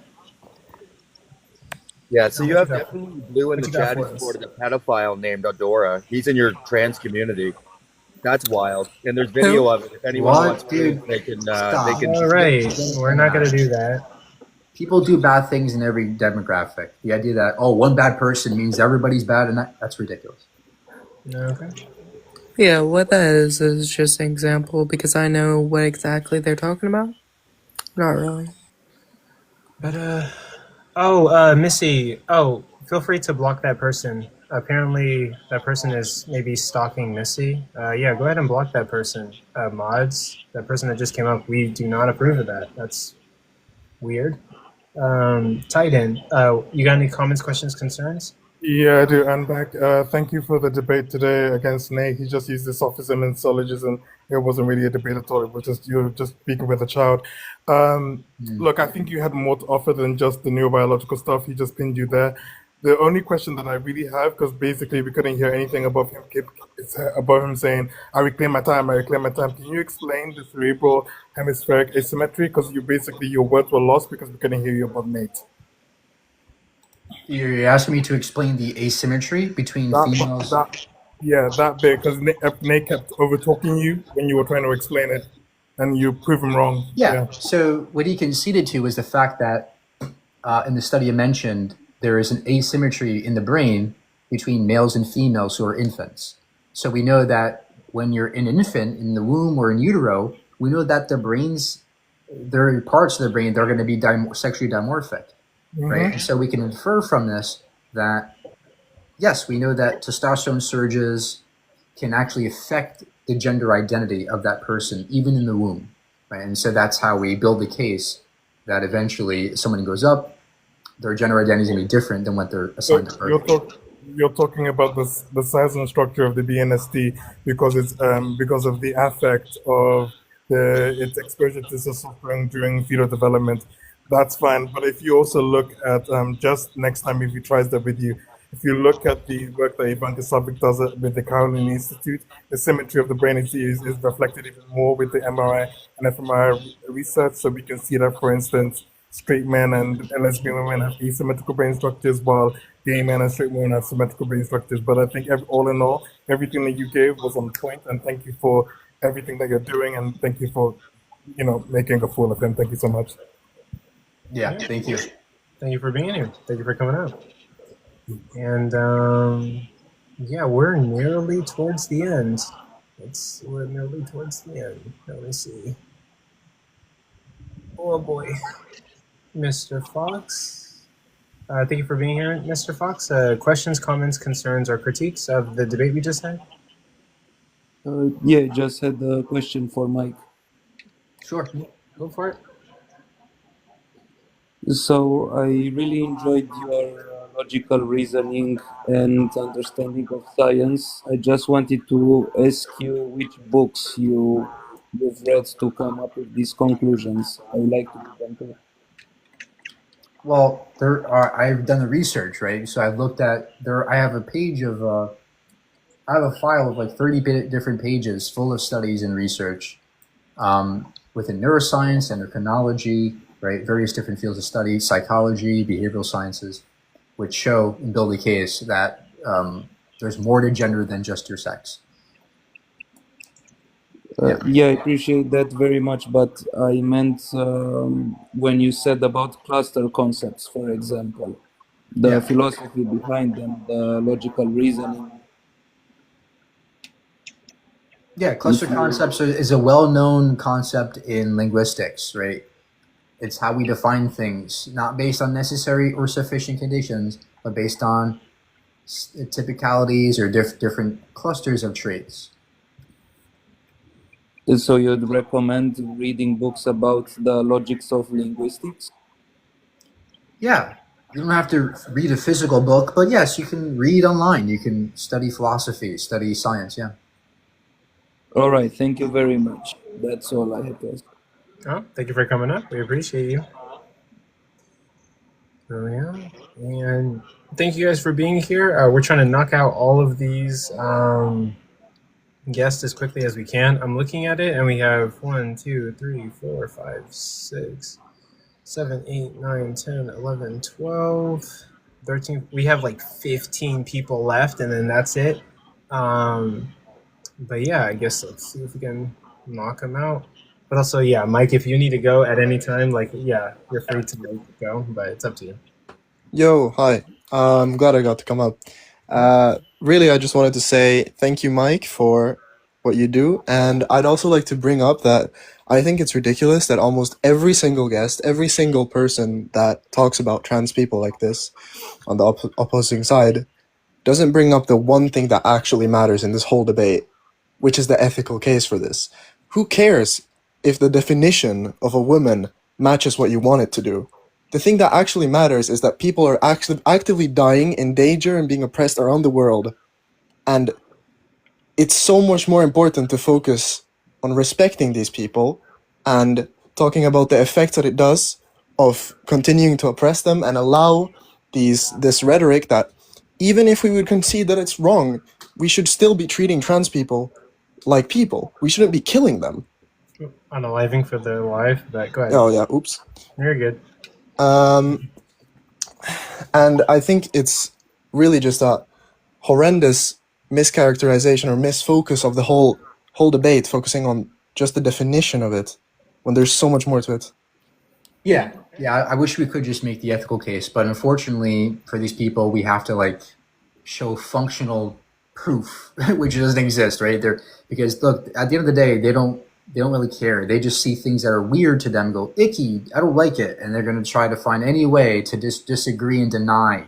Right? This is called cognitive dissonance. Right? Yeah, no matter absolutely. how much evidence you give them, they're going to no. They're going to try to find something wrong with any study you give them. Right? Just like climate change deniers and flat earthers, they do the same tactic. Right? Oh no, that study doesn't prove it. Right? They don't understand science, and that's the inherent issue. But yeah, I wish we could just make the ethical case and make people understand the torment that trans people go through. And I wish I could just make people understand who they are more. And that's why I bring the science. That's why I bring the understanding through neuroscience. That's why I try to do. Yeah, absolutely. Hey, man, thank you so much. Have a nice day, both of you. Yep. Thank you for coming up. And next one, we're almost there. I don't have to be here forever. I mean, you can if you have to go. Yeah, I'm fine right now, but maybe a couple more questions. Okay, yeah, no, like I'm doing good. I'll be here for a while. I'm playing video games and streaming it to YouTube and Twitch, but yeah, I'll host a live for as long as possible to get everybody. But what's up, Dee? What you got for us? Hi there. Good evening, Mike. Yes. Host. Mike, I'm understanding where you're coming from. I just had a couple of a few statements. Obviously, Nate is a very educated young man, so I don't think it's fair to say that he's not. And the definition of a car could mean many things. It could, like you said, it could be a vehicle. It could be any vehicle. It could be a bus. It could be a train. It could be a truck. It could be anything of that sort. Yeah. But that aside, as a mature person, I would actually like to ask you on the topic that you touched on briefly during the debate. You mentioned something that science has now developed a way for utero to be actually determined whether you're carrying a gender neutral person or like a transgender person. You said that the science has reached that far. Can you elaborate on that, please, a little bit? You said in utero we are able to tell now. We have background knowledge in neuroscience that the way your brain operates is what gives rise to your thoughts, your personalities, your feelings, your emotions. It all comes from your brain. This is basic neuroscience. But that's not something we're going to be able to determine in every Hold on, this is pregnant what I woman. was going to this. There are certain parts of the brain that we are now understanding are heavily correlated to gender. There are bodily perception in the somatosensory cortex, right? There's a part of the brain that deals with your bodily perception. There's a part of the brain they call the hypothalamus that deals with the gender and the way you perceive yourself. There are different parts of the brain that we can study precisely, and we find that there's a stark effect that occurs when we realize, your brain phenotype is going to actually shift towards your identity, not your birth sex type, right? Because there's a mosaic of brains. That doesn't really answer my question. We can categorize certain brains My as question is male that to or this female. point, yeah, Mike, to this point, You're not doctors listening. have been able to do scans and determine whether what gender the child is, what the utero. No. We can do scans that determine the sex of the brain with certain But accuracy. we are not able to determine whether they're gender neutral or whether they will carry trans. We can infer based on the data about someone's identity. This is why my case is strong. How would we determine that in utero? This is my question. Not in utero. We discover that when the people grow up, okay, and we can talk to them and study them, then we go, yeah, wow, look at how the brain evolves through time, and look at how these parts of the brain are heavily correlated to their gender identity. Yeah, there's something going on here, and it's not just sex. But you mentioned earlier on in the debate that we can now determine through science, even in the utero, that a baby that's not could what be I said. determined. You didn't understand a single thing I told you. We can determine in utero the sexual dimorphism, the way the brain structures are different depending on their sex. That's what we can find in neuroscience, and we can see. We know, and that's all I said. We don't know someone's identity in utero. That's what I'm saying. There isn't scientific way so far to determine whether We you're don't need carrying. to know. We don't need to know a baby's personality. We don't need to know a whether you're baby's identity. carrying No, this is nonsense. A utero. There is literally no science to back that up so far. We don't need science to demonstrate someone's identity in utero. We can't ask a fetus fucking questions, ma'am. I'm sorry. We don't need that, right? We look at the studies after someone grows up and we can talk to them and we go, oh, look, this person's identity is this. Because we see their brains light up when we activate and stimulate those parts of the brain. Yeah, that's evidence. We don't need to talk to fetuses. I do believe this was a great debate. A lot of interesting questions came up. It was kind of short, to be honest. Would you be open, actually, to doing another debate with Edna Mode? Yeah, but again, he has to do some serious learning in science. He doesn't understand what evidence is or proof. I think we had 800 people in this room, so you would be able to... It would be like me debating a first grader. It would be like me debating a first grader about like calculus. It's not going to happen. You believe he's a first grader, really? In the realms of science, yes, he has a very low understanding of science. But with that, we do got to move to our next guest. Okay, I appreciate that. Thank you. Thank you for coming up, Dee. I appreciate you. And we'll grab the next one. Let's do this. And welcome, boss. What you got for us? Hey. Well, one, I wanted to thank you because I thought this was a great live, and you did a great job hosting this debate. And I just want to tell the audience, anyone, please make sure you're hitting their gift goals and gift the host for their time because they did put on this awesome debate for us. But yeah, Mike, I thought you did awesome. That was great. I've checked out some of your videos on your page, and you have for anyone that wants sources, he's got sources linked in most of his videos, especially about trans people or gender, and they're really fascinating. So yeah, I loved what you did, and that's the thing is that people don't realize that they think Nate is this big, great debater, but when you put him against somebody that actually is educated and has the science backed, he can't even define a car. So let's be real here, people. Okay, we're not talking on the same levels, right? I'm not going to deny that Nate's a smart kid because he is. He's clever, but again, he just doesn't know what science is, and that's just why I kind of regret this debate because it's like talking to a child at this point, right? But any other questions, comments, or concerns? Oh, and also thank you for what you said. I'm playing Fortnite and streaming it to YouTube and Twitch. But yeah, I appreciate that. Yeah, I host debates. I try to put on very educational and professional debates on TikTok, and yeah, I'll definitely be doing more of those. Tons of more of those. Oh yes, I wanted to say, can it be longer next time? Oh yeah. Actually, because before I started on TikTok, I love watching debates and taking notes on them. And I like long debates, but TikTok is a bit short formatted. And some of my friends said I should host short debates. But if the audience wants longer debates, I would personally prefer longer and more informational packed debates. But yeah, we could definitely do that. Yeah, no, it was a great way you did it. I think that part when they went back and forth, had we had a little bit more time, Mike could have kept going and destroyed him even more. So that would have been nice to have. But yeah, I wish it was more time. But again, debating someone with that low ability, I don't know. But yeah. And if you need any mods for next time, I will definitely help you and love to promote you and have people gift you because you definitely deserve it. Thank you both. Okay. Yeah, thank you so much for that. Yeah, I'll definitely consider it. And let's see. Well, one more guest here because I'm getting tired. Okay, no, totally fine. Yeah, thank you for being here. As long as you've been here, I guess this will be the last one, and then everybody else. I guess they can DM you, right? Or it depends on you. Would you be okay with that? But it might be a lot of DMs, but it's up to you. Yeah.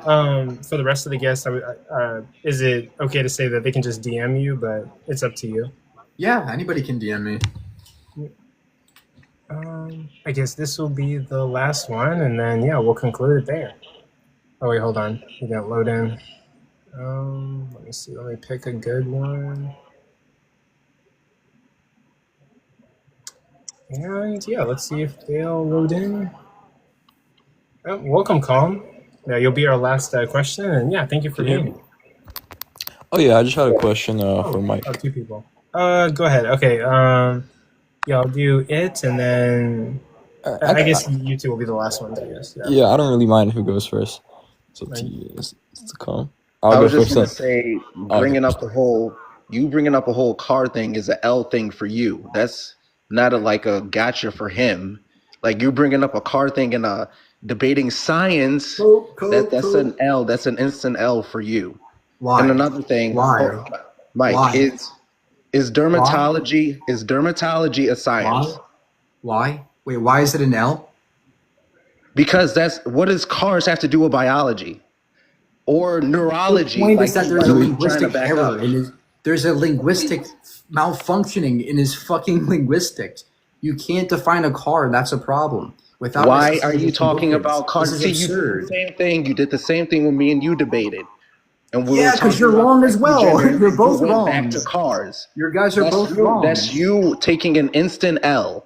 You look stupid. He's pointing out. It's not He's a pointing out definition. he's pointing out the framework for his definitions. Don't have the capacity to define the car. Stick to the topic neurology that you're It's a backing. Don't go linguistic to thing. He's cars. talking about That's an linguistics. L on your side. Now, Mike, is optometry and dermatology, are they both sciences? This guy's not tracking. Dermatology, skin. The study Yeah, of is that a skin? science? Yes, it's a type Okay, of. would we use dermatology or optometry to determine whether someone is a man or a woman? No. Why not? That's science. That's why there's different. Why not? Science. Would that be ignoring science? Also, does neurology It's not determine relevant somebody's sex? science. It's not relevant science. Like It's not Right, relevant. just like neurology isn't relevant science. to Stupid. gender.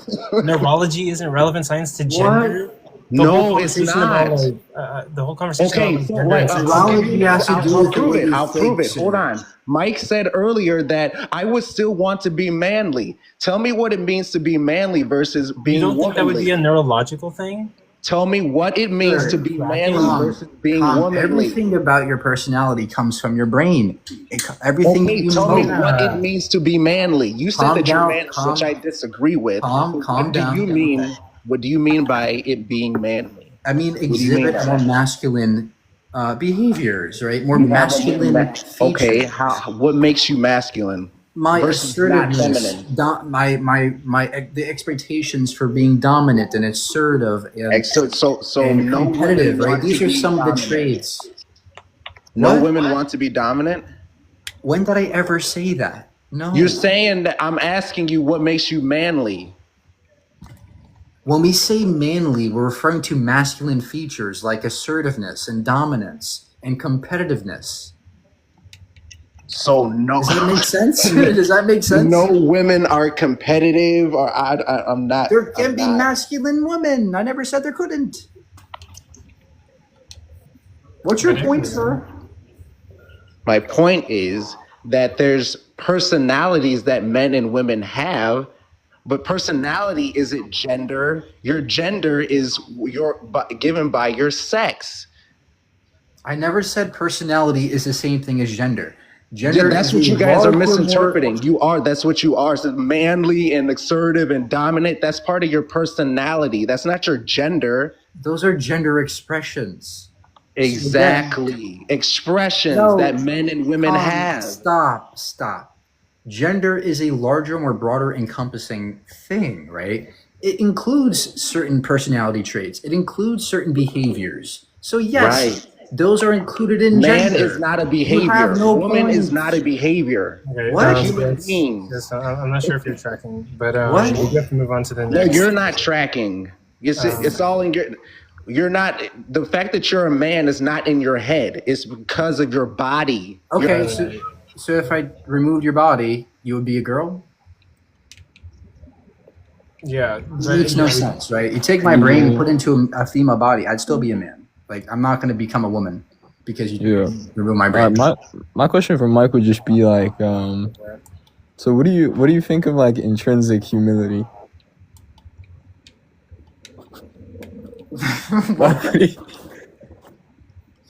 Is this a troll? No, I'm actually asking like, what do you think? Because like in your Intrinsic debate, like I humility? saw like you were like arguing over each other and stuff. So I'm just like, Oh really my asking, god, you bro! know. It's a debate. We're gonna get heated. No, like so. Relax. So do you It's think not do you that think big that a we deal could to all like interrupt strive you. to be more intrinsically humid, or not? Humid? Yeah, like intrinsically human. What the heck are we talking about? Humid. Intrinsic humility, like not over talking each other in a debate, but just being like really respectful. You obviously are not familiar with debating. No. I'm When just you saying like debate people, being like you really often respectful and stuff. You often interrupt each other, and you don't do it on purpose. Sometimes you just do it because you're talking. Okay, I understand that. But do you think things go? It's not do you that big think a there deal. do you think there will ever be like a point in your life where you're just like matured enough to be like intrinsically humid enough to like have those like debates without arguing? Like and Maybe when I over-talking? go to Florida, I'll be humid enough. Yeah, I'm just like asking like You mean humble? What the fuck are you talking about, humid? yeah. Get this guy out of here. I'm done. Okay, yeah. Mike's With Yeah, that, I have another question. I mean, we do have to conclude. Mike has to go. But yeah, thank you, Mike, for being here and answering like all those questions. And yeah, this night has been like really fun. I appreciate all of you guys being here. I guess I'm gonna keep going live for. Well, actually, I might restart the live because I do have to edit and post this on YouTube. So that's what I will be doing. But thank you guys for being here. I really appreciate it. And yeah, that's the conclusion of the. Coco, do you want to tell them about your next debate? I do have an event on November 28th. That's going to be Day of Debates, and there's going to be like several debates in one day.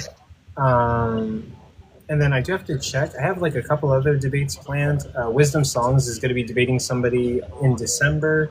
But yeah, I'm always hosting debates. I'm always debating people. That's what I do on my channel. And then I host debates on Day of Debates with two other creators, AR and OG Kylo. So 156 people in here. If you like professional debates on TikTok, follow me, follow Day of Debates, follow Mike, follow Edna, who is here today. Thank you guys for being a part of the debate community, and thank you for gifting them, gifting me, being here, watching, tapping the screen. And yeah, I'm going to continue doing this. And yeah, I guess with that, we're going to close the live, and I'm going to start another one. But One of your moderators said like they could host an after party. I think I'm about to host the after party with the next live, but yeah, I'll see you guys around. And Mike, yeah, I'll talk to you about maybe a rematch with Edna or maybe debates in the future if you're up for it. Yeah, anytime. All right. Yeah. Thanks, man. Yeah. See you guys around.